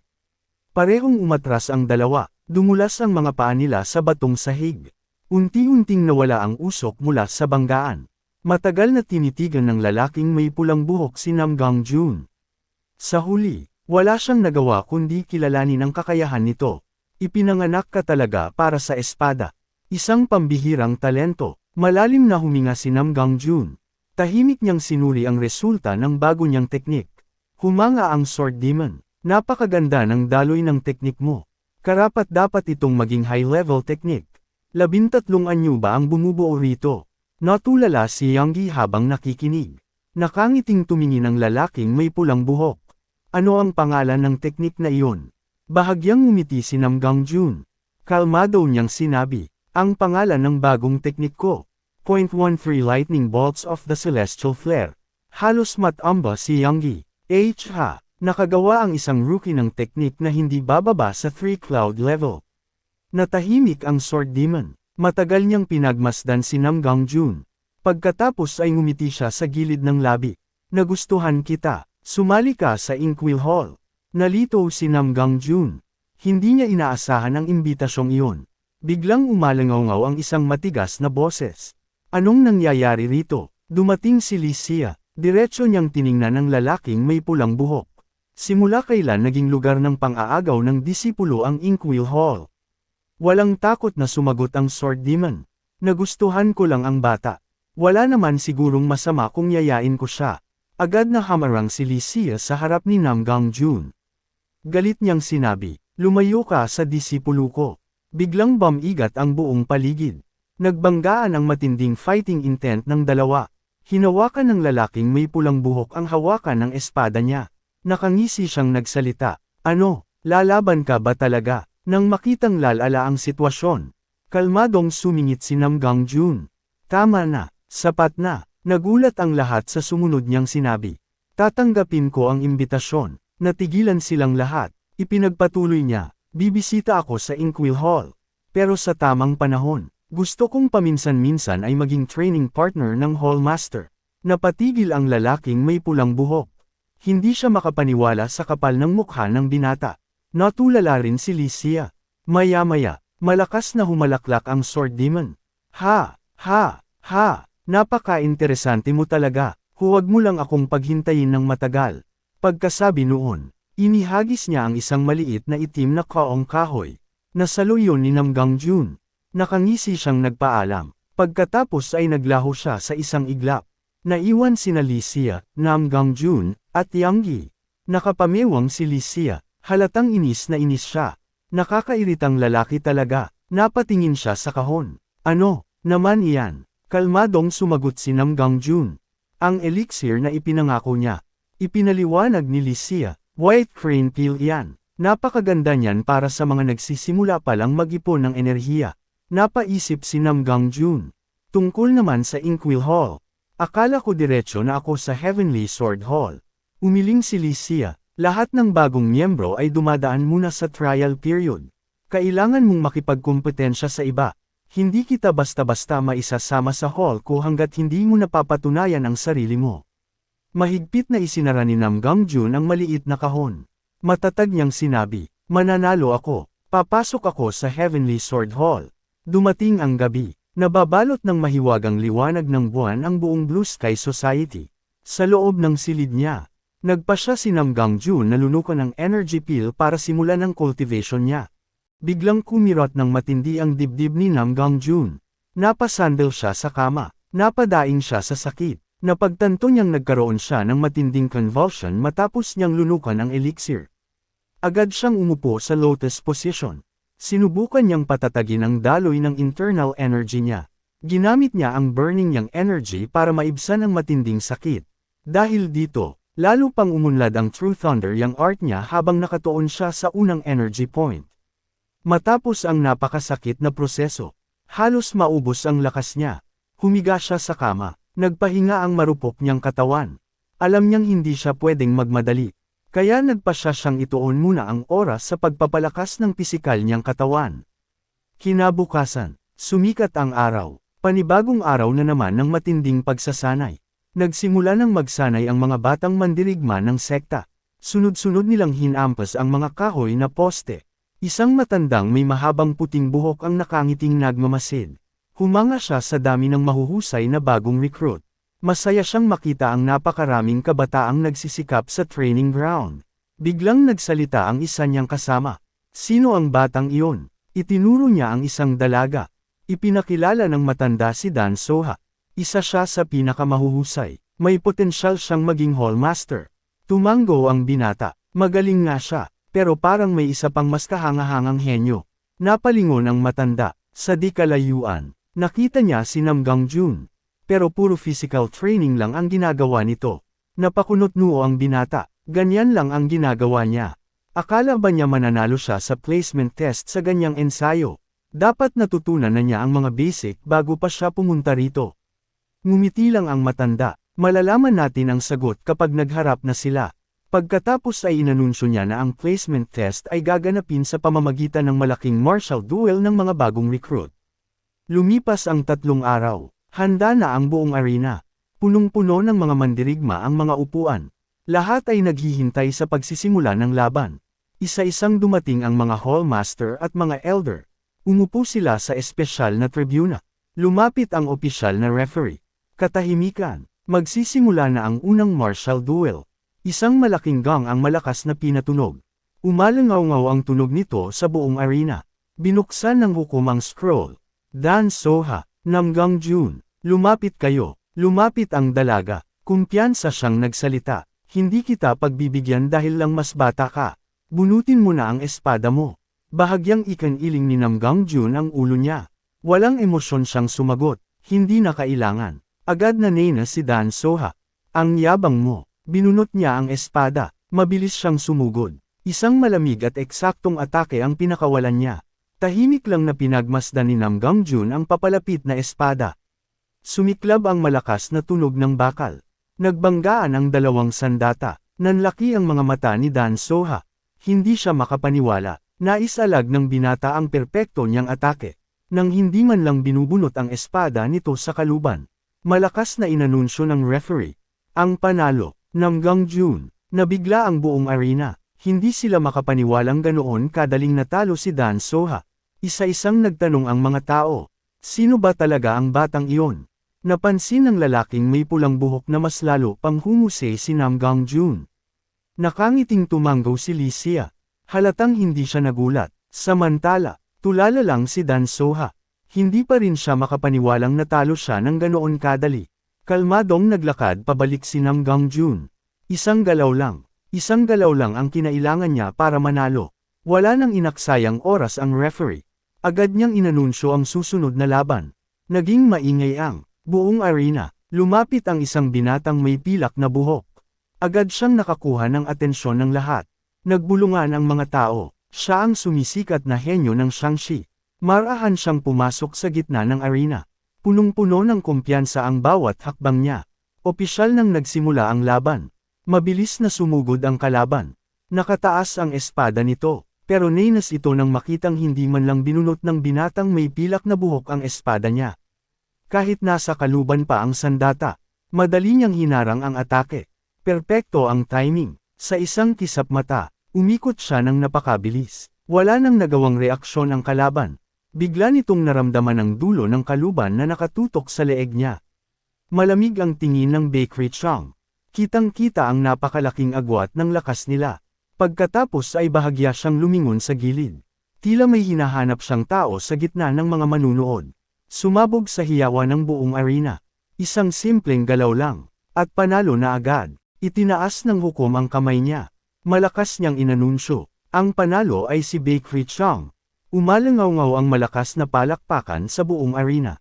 Napansin ni Nam Gangjun na nakatingin sa kanya ang binatang may pilak na buhok. Napaisip siya, ako ba talaga ang tinitingnan niya? Bahagya siyang ngumiti. Alam niyang wala siyang balak ipamigay ang huling tagumpay. Sa tournament board, inaasahan na ng lahat ang pangalan ni Baekri Chang. Pero may isa pang pangalan ang lumitaw. Isinulat ng opisyal ang pangalan ni Nam Gangjun bilang isa sa 2 finalist. Naguluhan ang mga manunood. Hindi pa natin narinig ang batang iyan dati. Maging ang mga hallmaster ay nagtaka. Napakalakas ng binata, pero wala man lang silang narinig na balita tungkol dito noon. Sa di kalayuan, halos matawa si Licia. Pinigilan lang niya ang sarili para hindi mabunyag ang sekreto ng disipulo niya.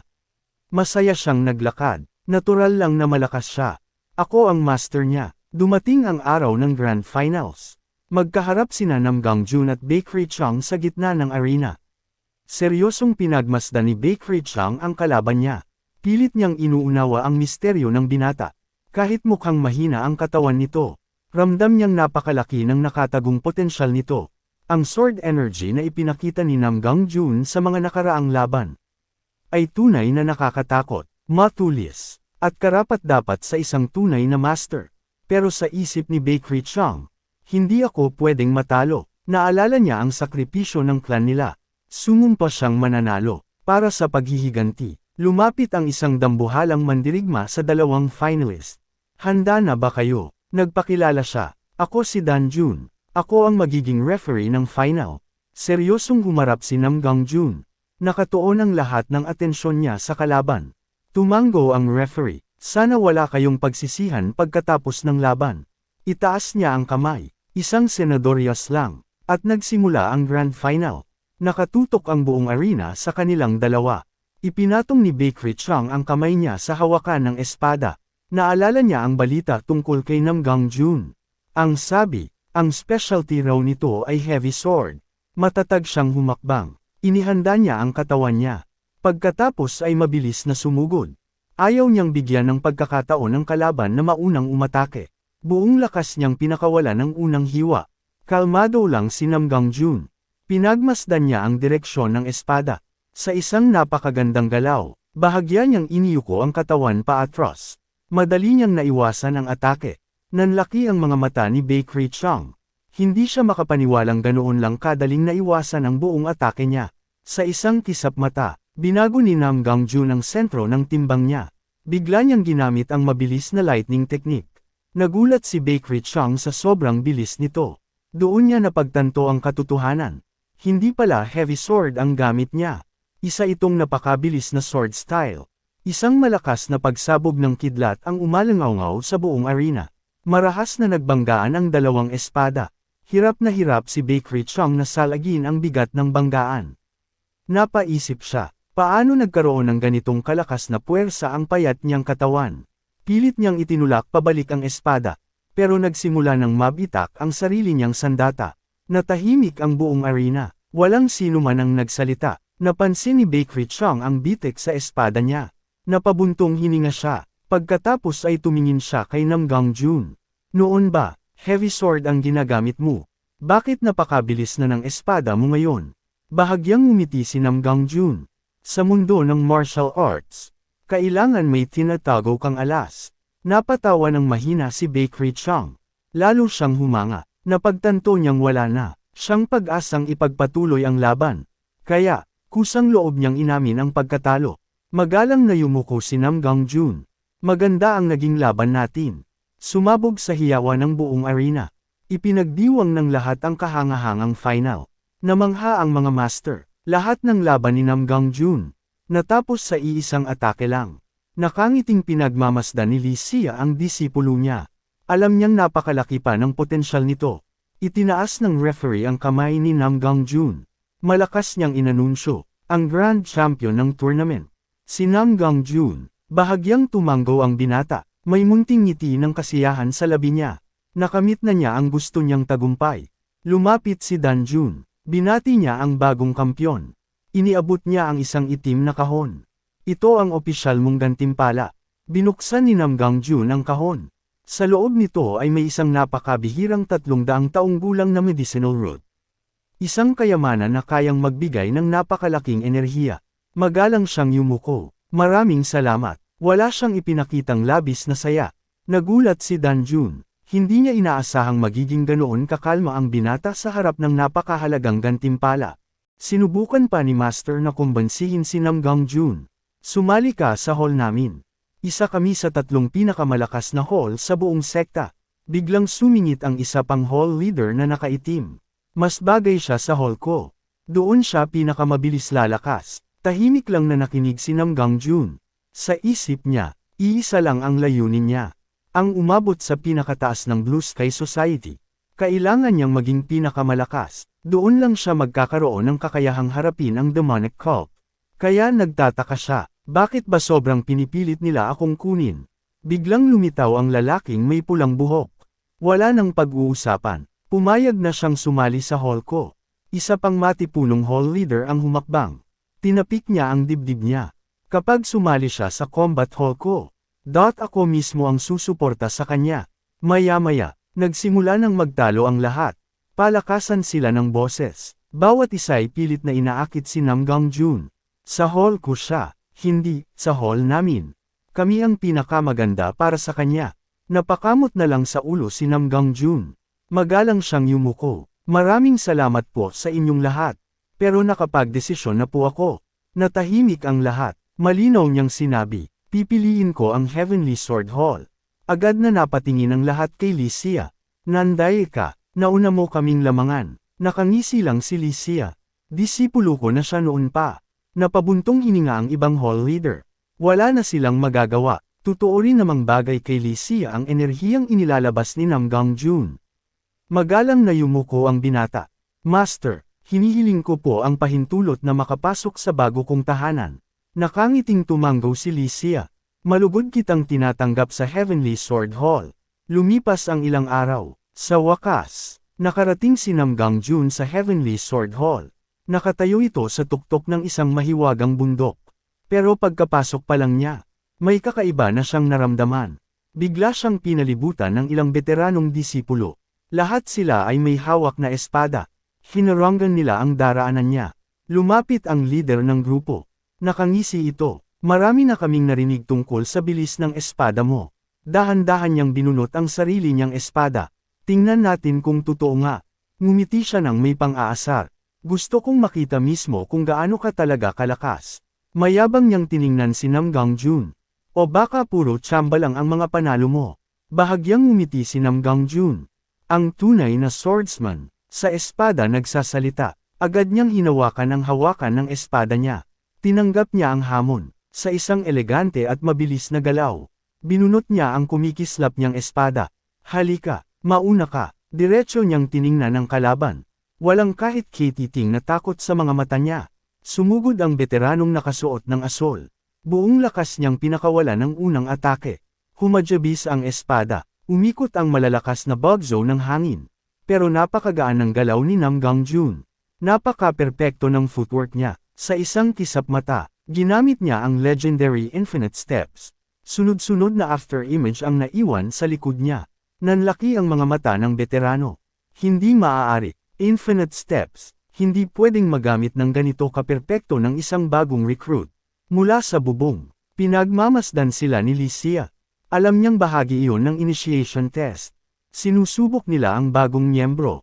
Bahagya siyang ngumiti, hindi siya nabigo. Walang pag-aalinlangang binunot ni Nam Gangjun ang espada niya. Eksakto sa inaasahan niya. Nagulat ang ibang disipulo. Hindi lang pala kayang sabayan ni Nam Gangjun ang bilis ng veterano. Unti-unti pa niyang kinokontrol ang buong laban. Ramdam ng veterano ang napakatinding pressure. Palakas ng palakas ang bawat atake ni Namgang June. Unti-unti siyang nalalamangan sa bilis. Napakagat siya sa labi.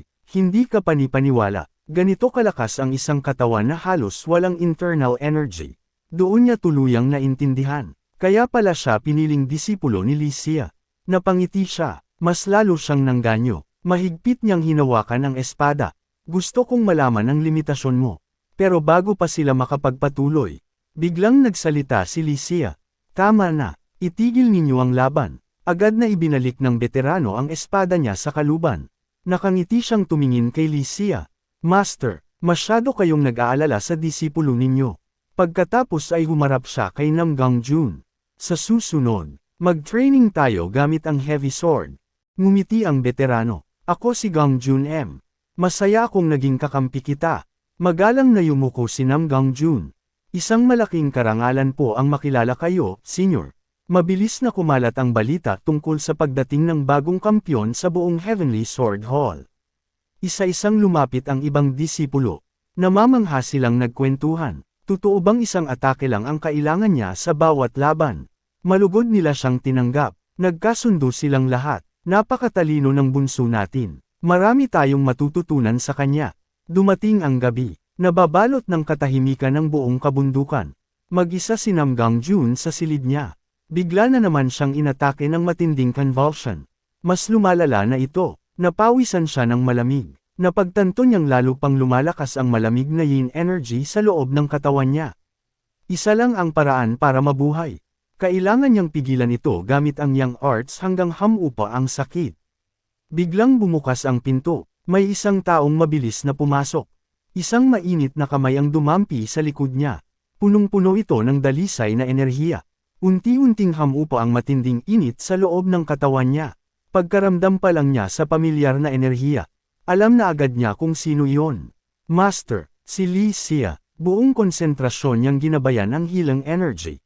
Unti-unting naging matatag ang mga meridian ni Namgang June.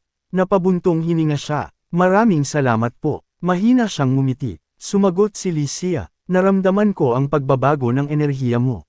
Kaya agad akong tumakbo papunta rito. Huminga ng malalim si Namgang June. Kailangan kong makabisado agad ang yang arts. Kung hindi ko makokontrol mag-isa ang kondisyon ko. Tumango si Lycia. Mula ngayon, mas bibilas pa ang paglakas ng yin energy. Tumingin si Namgang June sa kanya. Master, tulungan ninyo po akong i-refine ng 300-year medicinal root. Bahagyang nanlaki ang mga mata ni Lycia. Nagulat siya sa tapang ng disipulo niya. Pero agad din siyang ngumiti. Sige, tutulungan kita. Walang inaksayang oras si Namgang June. Kinagat niya ang isang piraso ng medicinal root. Sinimulan niya ang maselang refining process. Alam niyang hindi iyon ang pinakamahusay na elixir ng sekta. Pero napakalaki pa rin ng maitutulong nito. Nilunok niya ang piraso. Pagkatapos ay buong konsentrasyong inipon ang lahat ng enerhiya. Umupo si Lycia sa likuran niya. Ipinatong niya ang dalawang kamay sa likod ng binata. Siniguro niyang walang kahit katiting na enerhiya ang masasayang. Dahan-daang pinaikot ni Namgang June ang hilaw na enerhiya sa mga yang pathway.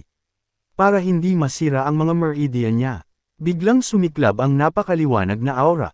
Nababalot ng matinding liwanag ang buong silid. Namangha si Lycia, perpekto ang kontrol ni Namgang June. Parang isang veteranong ilang dekada nang nagsasanay. Lalo siyang nagulat. Naabsorb ng binata ang bawat patak ng enerhiya mula sa medicinal root. Wala ni isang hibla ang nasayang. Hindi maaari. Hindi pa ako nakakakita ng taong kayang ubusin ang buong elixir ng walang kahit anong sayang. Lalo siyang humanga, kahit ipinanganak na mahina ang katawan nito. Isa pa rin itong tunay na henyo. Nakangiti siyang tumingin sa disipulo. Malaki na ang inunlad mo. Pwede ka nang kumuha ng promotion exam. Magalang na yumuko si Namgang June. Salamat po sa lahat ng itinuro ninyo. Ngumiti si Lycia. Magpahinga ka muna. Kailangan mo iyon. Pagkatapos ay umalis siya. Mag-isa siyang naglakad sa masukal na kawayan. Maliwanag ang buwan sa gabing iyon. Habang naglalakad, paulit-ulit niyang iniisip ang meditation techniques ni Namgang June. Sunod-sunod na bagong ideya ang pumasok sa isip niya. Mga bagong konsepto ng martial arts. Bigla siyang napatakbo sa gitna ng kagubatan. Ramdam niyang, sa wakas, Mababasag na niya ang hadlang sa pag-unlad ng sarili niyang teknik. Isang maliwanag na ngiti ang lumitaw sa mukha niya. Lahat ng inspirasyong iyon ay dahil kay Nam Gangjun.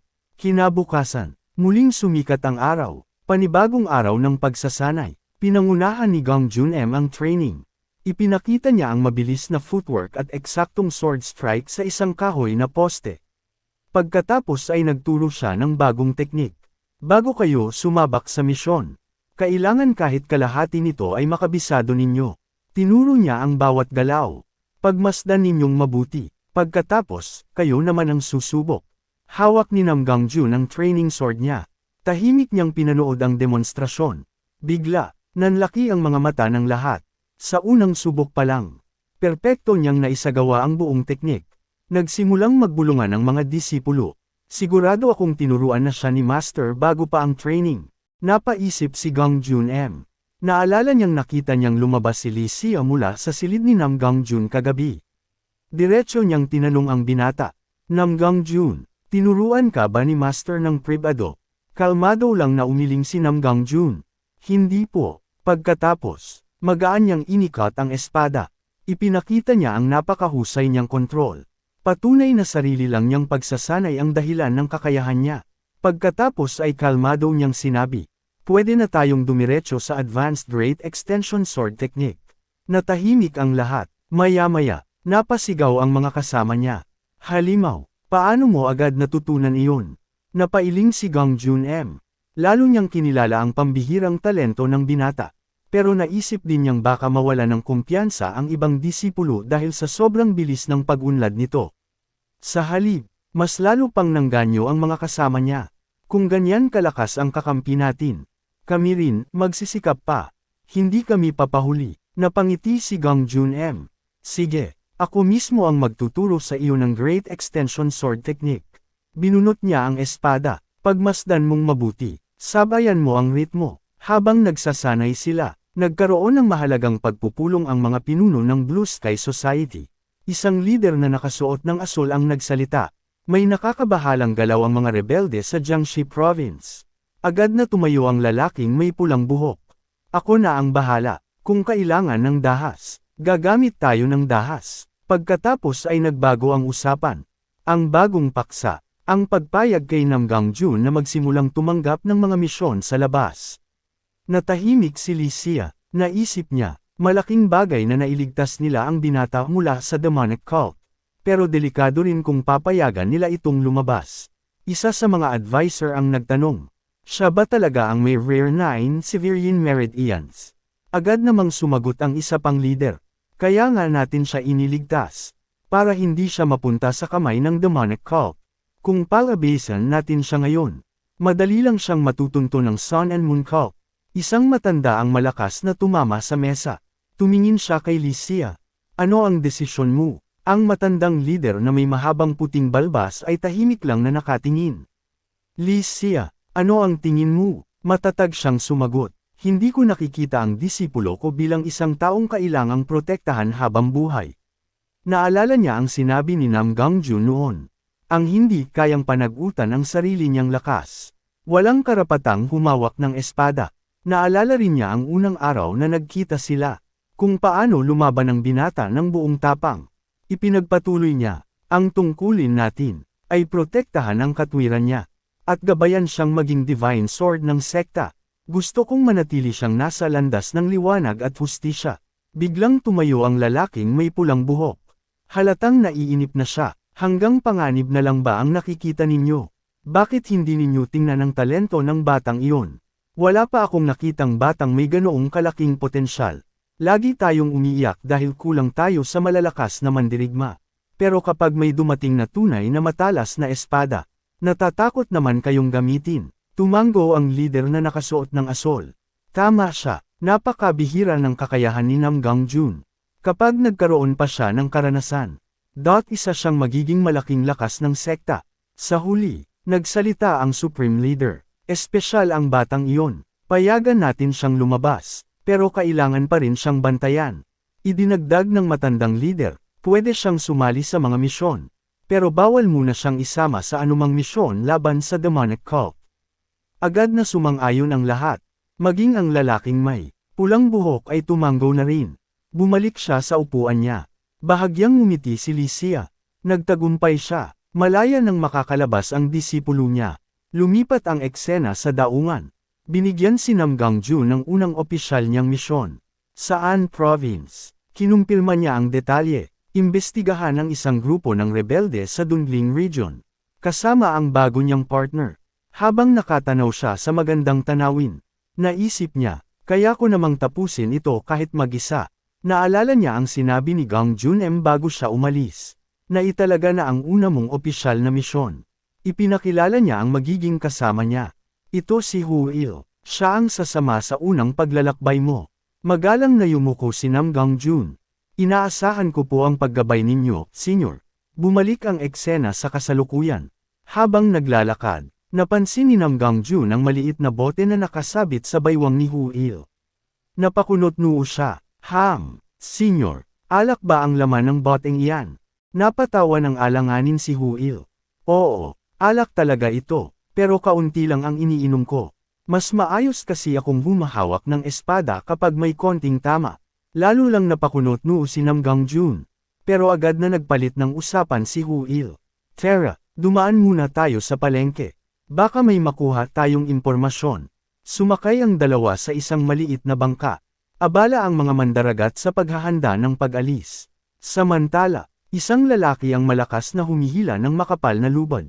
May unti-unting umaangat mula sa ilalim ng tubig.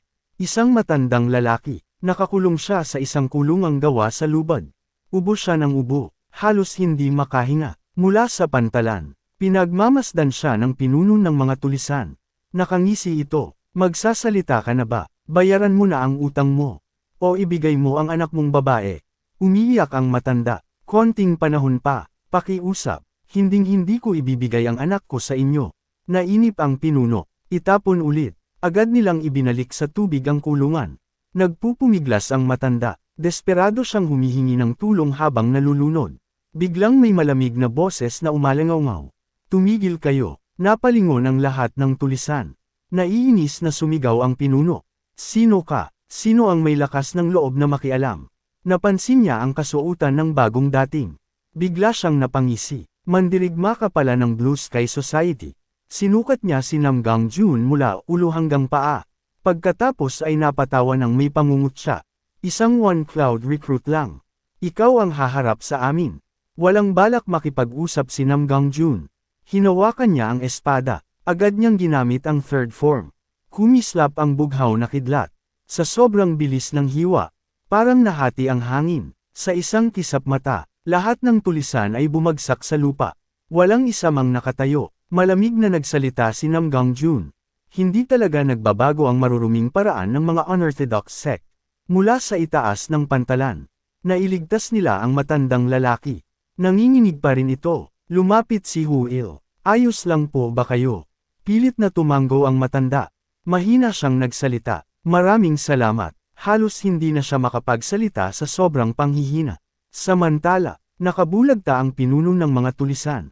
Wala na itong kahit anong reaksyon matapos tamaan ng kidlat na atake ni Nam Gangjun.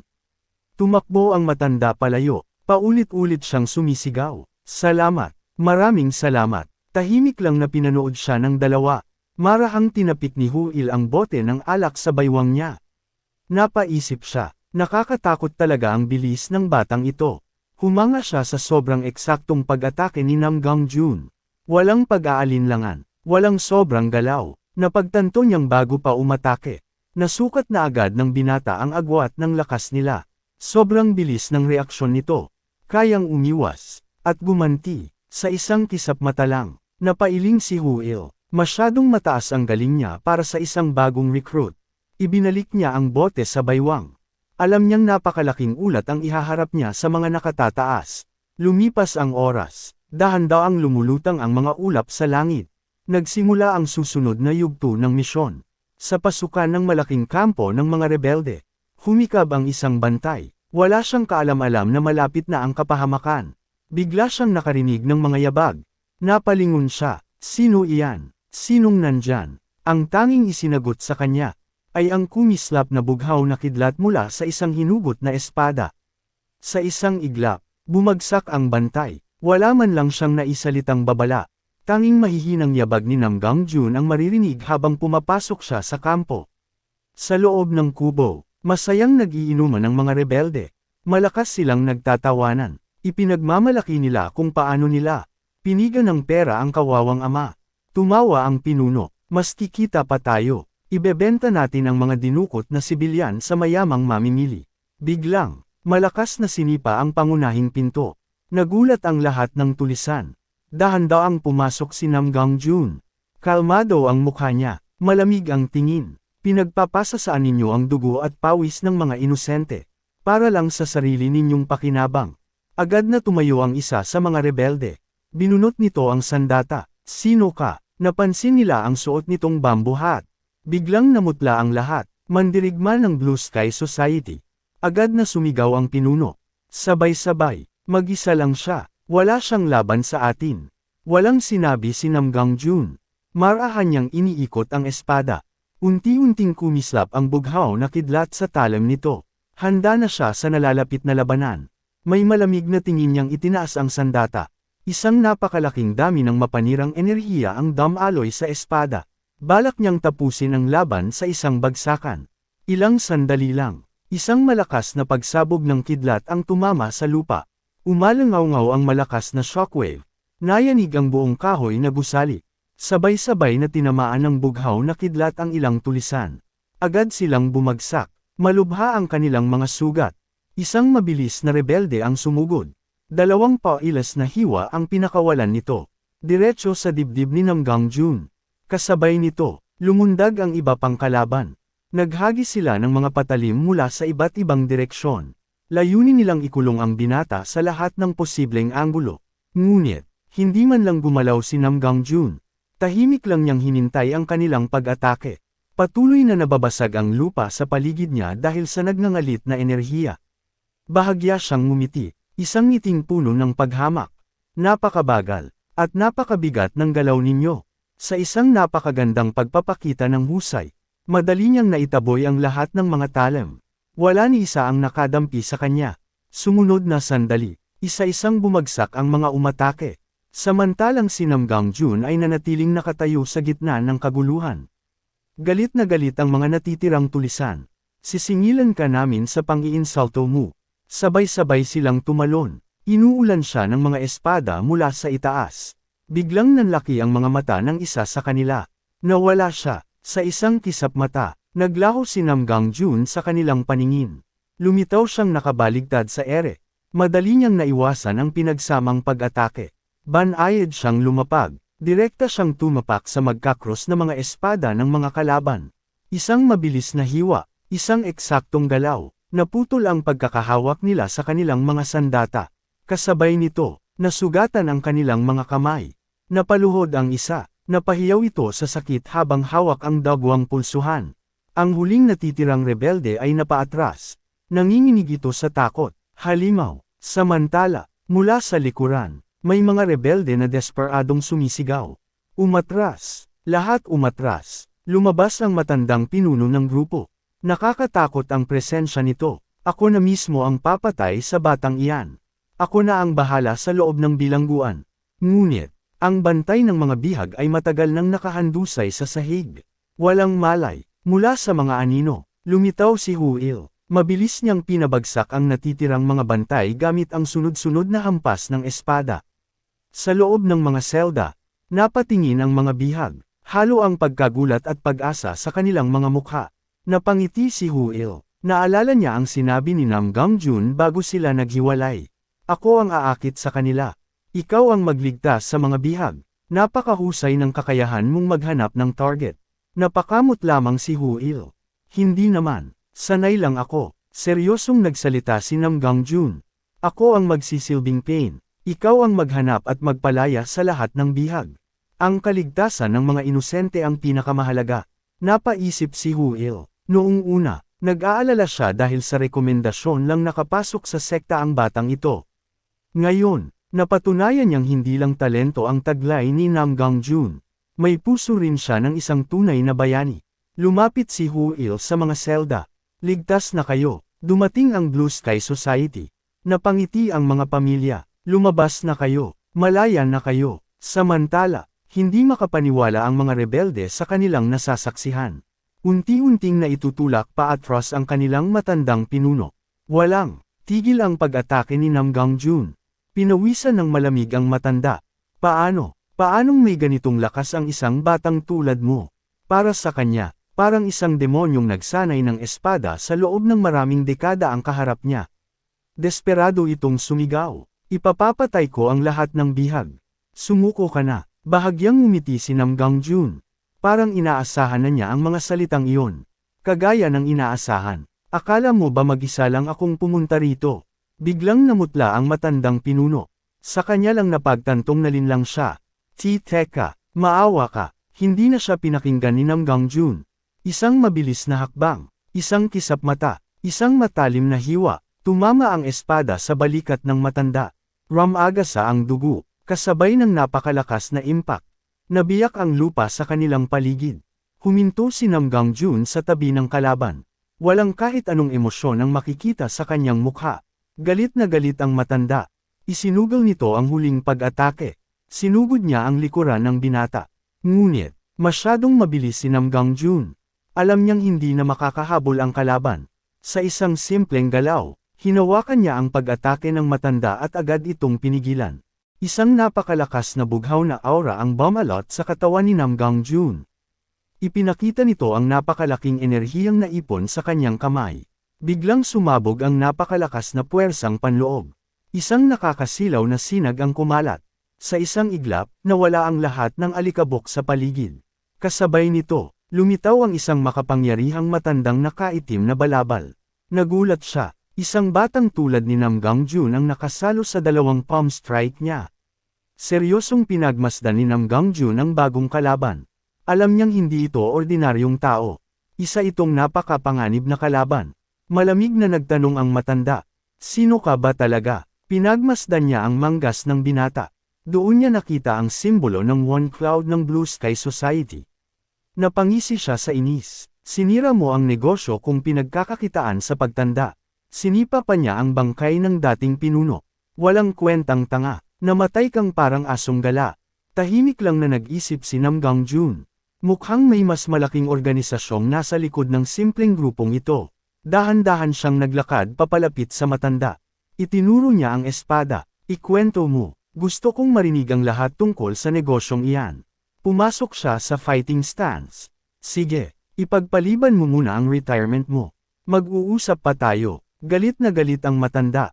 Walang galang na bata. Nagtipo ng napakalakas na mapanirang enerhiya sa kanyang palad. Sumugod siya sa napakabilis na bilis. Lumipad ang alikabok sa lakas ng kanyang pagsugod. Ginamit ni Nam Gangjun ang Heavenly Thunder Palm. Isa ito sa mga teknik na pinag-aralan niya sa aklatan. At ngayon, mas lalo niyang nakita kung gaano ito kapraktikal sa tunay na laban. Nagbanggaan ang naglalagablab na apoy ng matanda at ang bughaw na kidlat ni Nam Gangjun. Isang napakalaking pagsabog ng enerhiya ang sumunod. Tumilapon ang matanda. Napaatras siya dahil sa tindi ng banggaan. Napatingin siya sa sarili niyang nanginginig na mga kamay. Ramdam pa rin niya ang epekto ng kidlat. Namangha siya. Burning Yang Energy. Alam niya ang legendary Burning Yang Energy. Agad siyang nilamon ng kasakiman. Muli siyang sumugod. Balak niyang nakawin ang lahat ng enerhiya ni Nam Gangjun. Isang napakalaking apoy na hugis kuko ang Ramagasa. Ngunit, kalmado lang si Nam Gangjun. Sinundan lang niya ng tingin ang galaw nito. Tumama ang atake sa kanyang sombrerong kawayan. Kumalat ang usok at alikabok. Ngunit nang mawala ang usok, wala kahit isang sugat si Nam Gangjun. Sa bilis ng kilos niya, nahawakan niya ang manggas ng pulang balabal ng matanda. Ginamit niya mismo ang puwersa ng kalaban. At ibinalik yun dito. Isang napakalakas na counterattack. Malakas na bumagsak ang matanda sa lupa. Napasigaw siya sa sakit. Halos maduraj ang buong katawan niya. Nakahandusay siyang walang kalaban-laban. Unti-unting naglaho ang kakaibang anino ng enerhiyang bumabalot sa kanya. Desperado siyang gumamit ng ipinagbabawal na engravings technique. Para makabawi. Napangisi si Nam Gangjun. Mahina ba talaga ang enerhiya mo? O basura lang ang cultivation method ng masamang sektang sinalihan mo? Namula sa galit ang matanda. Ipinon niya ang lahat ng natitirang lakas. Halos mabaliw na siya sa kasakiman. Kukunin ko ang burning yang energy mo. Iyan ang susi para maabot ko ang pinakamataas na antas. Parang baliw siyang sumugod. Sinubukan niyang dakmain si Nam Gangjun. Ngunit, isang magaan na talon lang. Madali siyang naiwasan ni Nam Gangjun. Mahinahon siyang lumapag sa bubong ng bahay. Malamig siyang nagtanong, nakipagsanib ka ba sa demonic cult? Para lang makuha ang basurang engravings technique na iyan. Napasigaw ang matanda. Inamin ko, oo, at hihigupin ko ang bawat patak ng internal energy mo. Tumalon siya papunta sa bubong. Parang baliw ang itsura niya. Wala akong aitit-aire kahit isang patak. Kalmadong sumagot si Nam Gangjun. Sapat na, narinig ko na ang kailangan kong marinig. Natigilan ang matanda, bigla siyang kinabahan. Sa isang kisap mata, hindi man lang siya nakapag-react. Kasunod nito, isang walang awang hampas, tumilapon siya pabalik sa lupa. Napakalakas ng pagbagsak, niyanig nito ang buong paligid. Lumipad ang mga bato sa tindi ng impact. Nagmamakaawa ang matanda. Maawa ka, patawarin mo ako. Sa mismong sandaling iyon, isang napakalaking haligi ng bughaw na kidlat ang bumagsak mula sa langit. Dumagundong ito sa lupa, isang nakakabinging pagsabog ang tuluyang nagtapos sa labanan. Tahimik na pinagmasdan ni Nam Gangjun ang resulta. Habang hinahalughog niya ang bangkay, may nakita siyang isang misteryosong aklat na nakatago. Agad siyang na-intriga rito. Dumating si Huil habang tumatakbo. Anong nangyari rito? Napatingin siya sa lawak ng pinsala. Napailing na lang siya. Ikaw lang mag-isa ang gumawa nito. Napatawa siya ng bahagya. Grabe ang gulong ginawa mo rito. Nakilala niya ang bangkay. Si Elder Sang. Isa siyang kriminal na kakampi ng Sun and Moon Demonic Cult. Napaisip si Huil. Ang mapatay agad ang dalawang pangunahing pinuno ng mga kriminal sa unang tunay na misyon. Isa iyong halos imposibleng gawin. Anong klaseng bagong recruit ba ang batang ito? Iniabot ni Nam Gangjun ang misteryosong aklat. Tingnan mo, baka may mahalaga rito. Maingat itong binuklat ni Huil. Ilang sandali lang, nanlaki ang kanyang mga mata. Hindi ito ordinaryong aklat, isa itong talaan. Biglang may maliit na batang lumapit. Mahina ang boses nito. Kuya, lumuhad si Huil. Anong nangyari? Umiiyak ang bata. Hindi ko mahanap ang ate ko. Ngumiti ng mahinahon si Huil. Huwag kang mag-alala. Lumapit ang isa sa mga nailigtas na sibilyan. Bago kayo dumating, dinala ng mga tulisan ang ilang bata. Mahigpit na hinayla ng bata ang manggas ni Huil. Lumuluha siya. Pakiusap. Iligtas ninyo ang ate ko. Nakalista roon ang mga batang ibinenta sa demonic cult. Seryoso siyang tumingin kay Nam Gangjun. Kailangan nating umalis agad. Ngunit, bigla siyang tumigil. Pero hanggang dito lang ang misyon mo. Bumalik ka na sa base. Nagulat si Nam Gangjun. Ano? Ipinaliwanag ni Huil. May direktang utos ako. Ilayo ka sa kahit anong may kinalaman sa demonic cult. Tumalikod siya. Bumalik ka na sa Heavenly Sword Hall. Ako na ang bahala rito. Mahigpit na kinuyam ni Nam Gangjun ang kamao. Naalala niya ang kinatatakutang kulto. At ang dahilan kung bakit siya palaging pinipigilan. Naiinis siya, kahit napatunayan na niya ang lakas niya. Patuloy pa rin siyang nililimitahan ng sekta. Naglakad si Huil papunta sa labasan. Masyadong delikado ito para sa isang bagong recruit. Yumuko si Nam Gangjun. Pilit niyang pinakalma ang sarili. Pero maya-maya, nagsalita siya. Hindi ako ordinaryong recruit. Huminto si Huil. Mahigpit ang tingin niya. Hindi ito pakiusap. Utos ito. Tumalikod si Nam Gangjun. Tila susunod na sana. Pero, bigla siyang huminto. Naalala niya ang lahat ng dahilan kung bakit iniiwan ang mga tao. Malakas siyang sumigaw. Paano ko tatalikuran ang kawalang katarungan? Kung binunot ko na ang espada ko para sa kabutihan. Bahagyang napangiti si Huil. Napalingon siya. Humanga siya sa matuwid na puso ng binata. Isang pusong hindi kayang iwan ang mga batang nailigtas. Nagbago ang isip niya. Ayos. Sabay na tayong humabol. Hanapin natin ang mga karwahe ng kulto. Ngumiti siya ng may kumpiyansa. Ang tawag nila sa akin. The Infallible Target Tracking Sword. Wala nang sinayang na oras ang dalawa. Tumalon sila sa mga puno ng masukal na kagubatan. Mabilis silang kumikilos. Magagaan ang bawat hakbang. Walang tigil ang pagtakbo nila sa madidilim na daanan ng gubat. Ginamit nila ang advanced movement techniques ng Blue Sky Society. Si Ho-il ang nangunguna.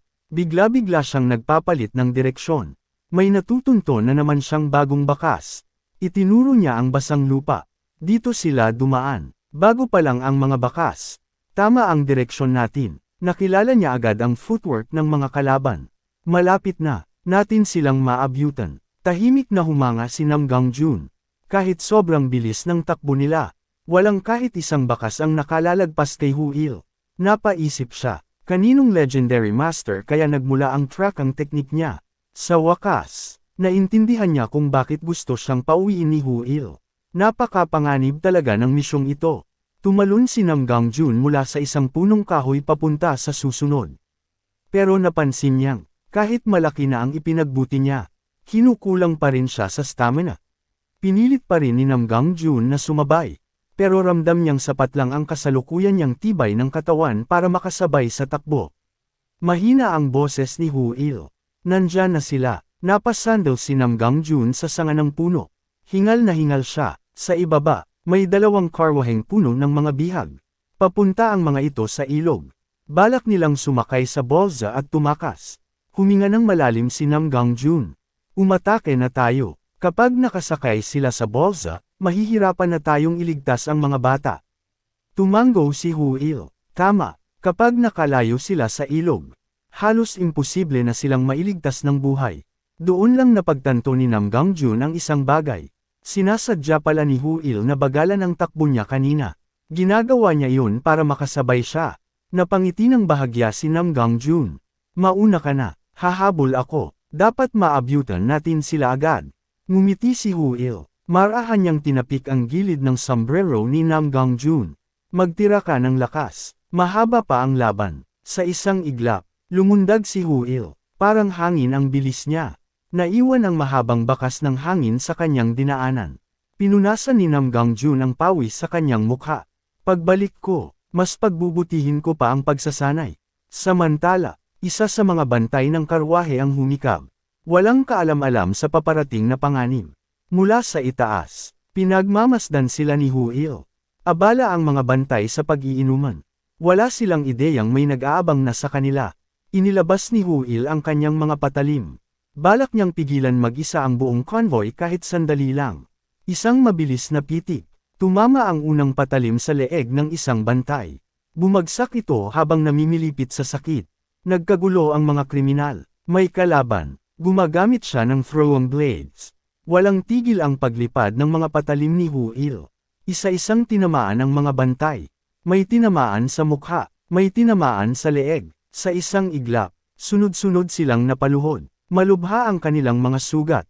Naisalag ng pinuno ng convoy ang isa sa mga patalim. Napangisi siya, malayo lang siya lumalaban. Ayaw niyang lumapit. Sumigaw siya sa kanyang mga tauhan.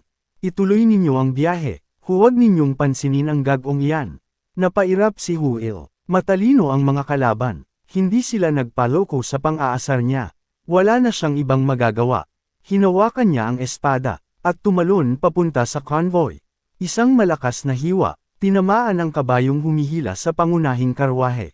Bumagsak ito ng malakas, gumuho ang buong karwahe. Malakas ang pagbangga nito sa lupa. Mula sa loob, may mga batang umiiyak. Iligtas ninyo kami. Agad pinunit ni Ho-il ang takip ng karwahe. Bumungad sa kanya ang maraming batang nakagapos.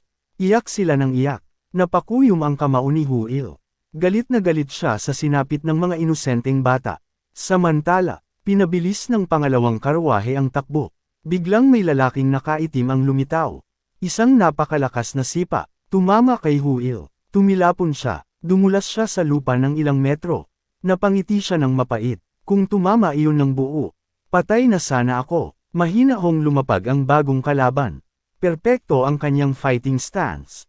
Napangisi ito. Nakakatawang makita kang nanginginig sa takot. Napatawa si Ho-il. Takot. Inakala mo bang takot ito? Inilabas niya ang bote sa baywang. Uminom siya. Natigilan ang kalaban. Umiinom ka. Sa gitna ng laban. Malamig na sumagot si Ho-il. Iisa lang ang taong tunay kong kinatatakutan. Sa isang kisap mata, nawala siya. Bigla siyang lumitaw sa harap ng kalaban. Nanlaki ang mga mata niya. Ang bilis. Napansin niyang nagbago ang buong fighting stance ni Hu Il matapos itong uminom. Muling nagsalpukan ang dalawa, sunod-sunod ang mabilis na palitan ng mga atake. Sumabog ang malalakas na alon ng enerhiya sa gitna ng kagubatan. Umalangaw-ngaw ang tunog ng bakal at mga banggaan sa buong paligid. Ginamit ni Hu Il ang lahat ng kanyang bilis at liksi. Iniiwasan niya ang bawat atake, habang naghahanda ng isang mabilis na counterattack. Malakas na tinapak ng mandirigma ng kalto ang lupa. Nabiyak ang paligid. Sunod-sunod siyang sumipa. Napilitang depensahan ni Hu Il ang bawat atake. Habang umatras si Hu Il, lalo pang pinatindi ng kalaban ang kanyang opens iba. Walang tigil ang mababanggas na atake. Niwala man lang siyang pagkakataong makahinga. Napakagat ng ngipin si Hu Il. Itinutulak niya ako paatros. Napakunot ang kanyang noo. Opisyal ba siya ng culto? Naalala niya ang mga kwento tungkol sa Sun and Moon Demonic Cult. Ang mga opisyal nito ay pinagkakalooban ng napakalalakas na yin at yang martial arts. Ang mga ganap na nakapagpapakadalubhasa sa mga ipinagbabawal na teknik na iyon ay umaabot sa nakakatakot na antas ng kapangyarihan. Lalo pang tumindi ang labanan. Nagkikislapan ang mga itim na anino habang mabilis na nagkakasalubong sa himpapawid ng kagubatan. Napangisi ang kalaban. Ang husay mong umiwas. Parang isang takot na daga. Napaisip si Hu Il. Para matalo ang halimaw na ito, kailangan ng isang master level na mandirigma. Bigla siyang kinabahan para kay Nam Gangjun. Masyadong delikado rito para sa batang iyon. Biglang, napansin niya ang isang maliit na puwang sa depensa ng kalaban. Bahagya itong nawalan ng balanse. Isang iglap lang, ngunit sapat na iyon. Agad sumugod si Hu Il. Kailangan ko nang tapusin ito.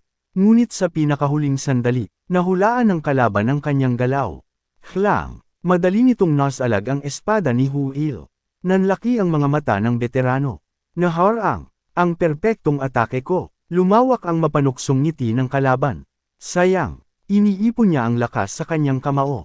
Isang napakalakas na suntok. Boom! Tumilapon si Hu Il sa kalsadang lupa. Hindi pa rito nagtapos ang kalaban. Mabilis itong sumugod muli. Ag! Sumigaw si Hu Il sa sakit. Nabiyak ang kanyang depensa, malubha ang kanyang tinamong pinsala. Pilit siyang tumayo, ngunit ramdam niyang, mas mataas ng husto ang internal energy ng kanyang kalaban. Muli siyang tumilapon, malakas siyang bumangga sa gilid ng nasirang karwahe. Nabiyak ang kahoy sa tindi ng impact. Nakita iyon ng mga bata. Kuya, huwag kang mamatay. Umubo ng dugo si Hu Il. Ngunit ngumiti pa rin siya. Nakakahiya naman. Naiinis na nagngit-ngit ang kalaban. Kayo talagang mga tao ng Blue Sky Society. Lagi kayong sagabal. Mahigpit na hinawakan ni Hu Il ang kanyang espada. Alam niyang, wala na siyang matatakbuhan. Bigla, isang mabilis na anino ang bumagsak mula sa langit. Tumigil ang lahat. Lumingon ang mandirigmang nakaitim. Naramdaman niya ang paglapit ng isang bago at mapanganib na presensya. Dahan-daang lumapag ang isang pares ng itim at puting bota. Eksaktong tumama ang mga ito sa gitna ng daan.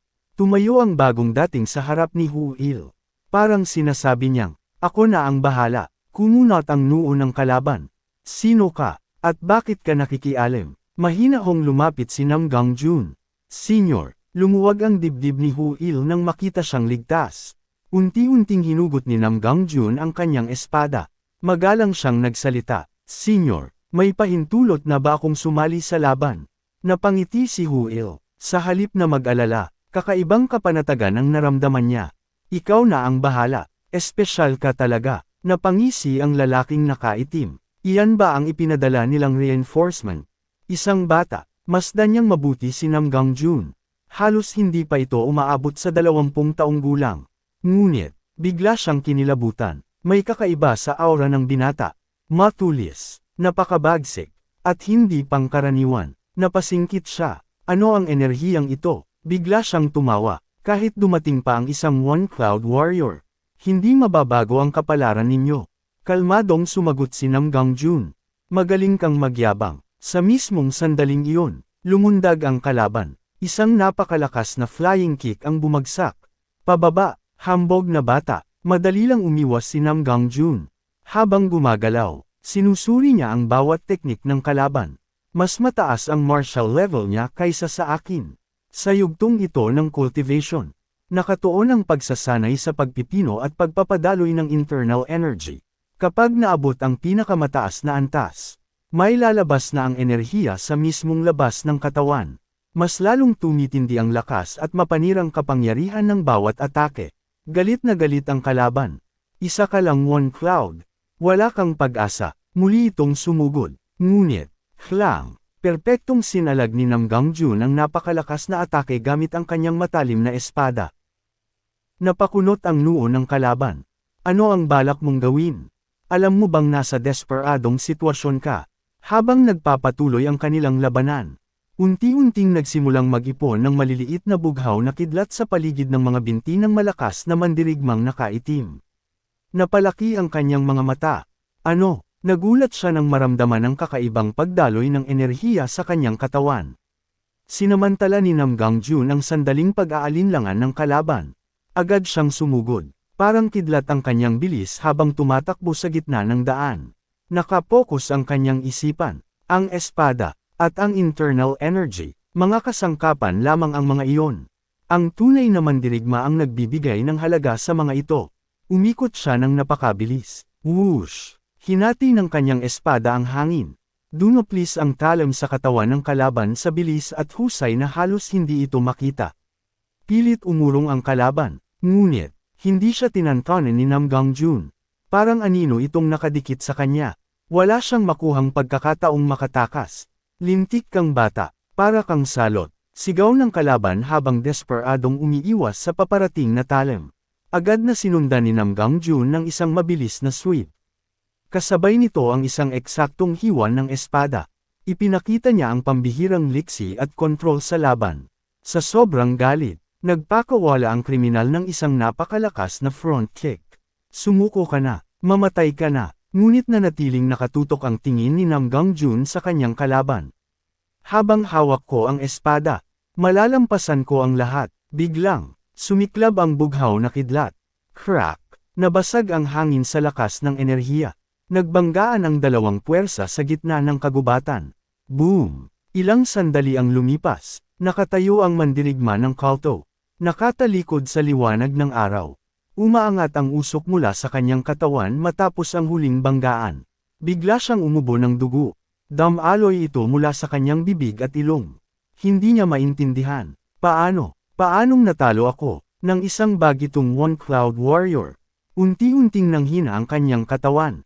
Bumagsak siya sa lupa. Tuluyan na siyang natalo. Sa gitna ng tahimik na bakuran, nakatayo si Nam Gangjun. Mahigpit niyang hawak ang kanyang kumikislap na espada.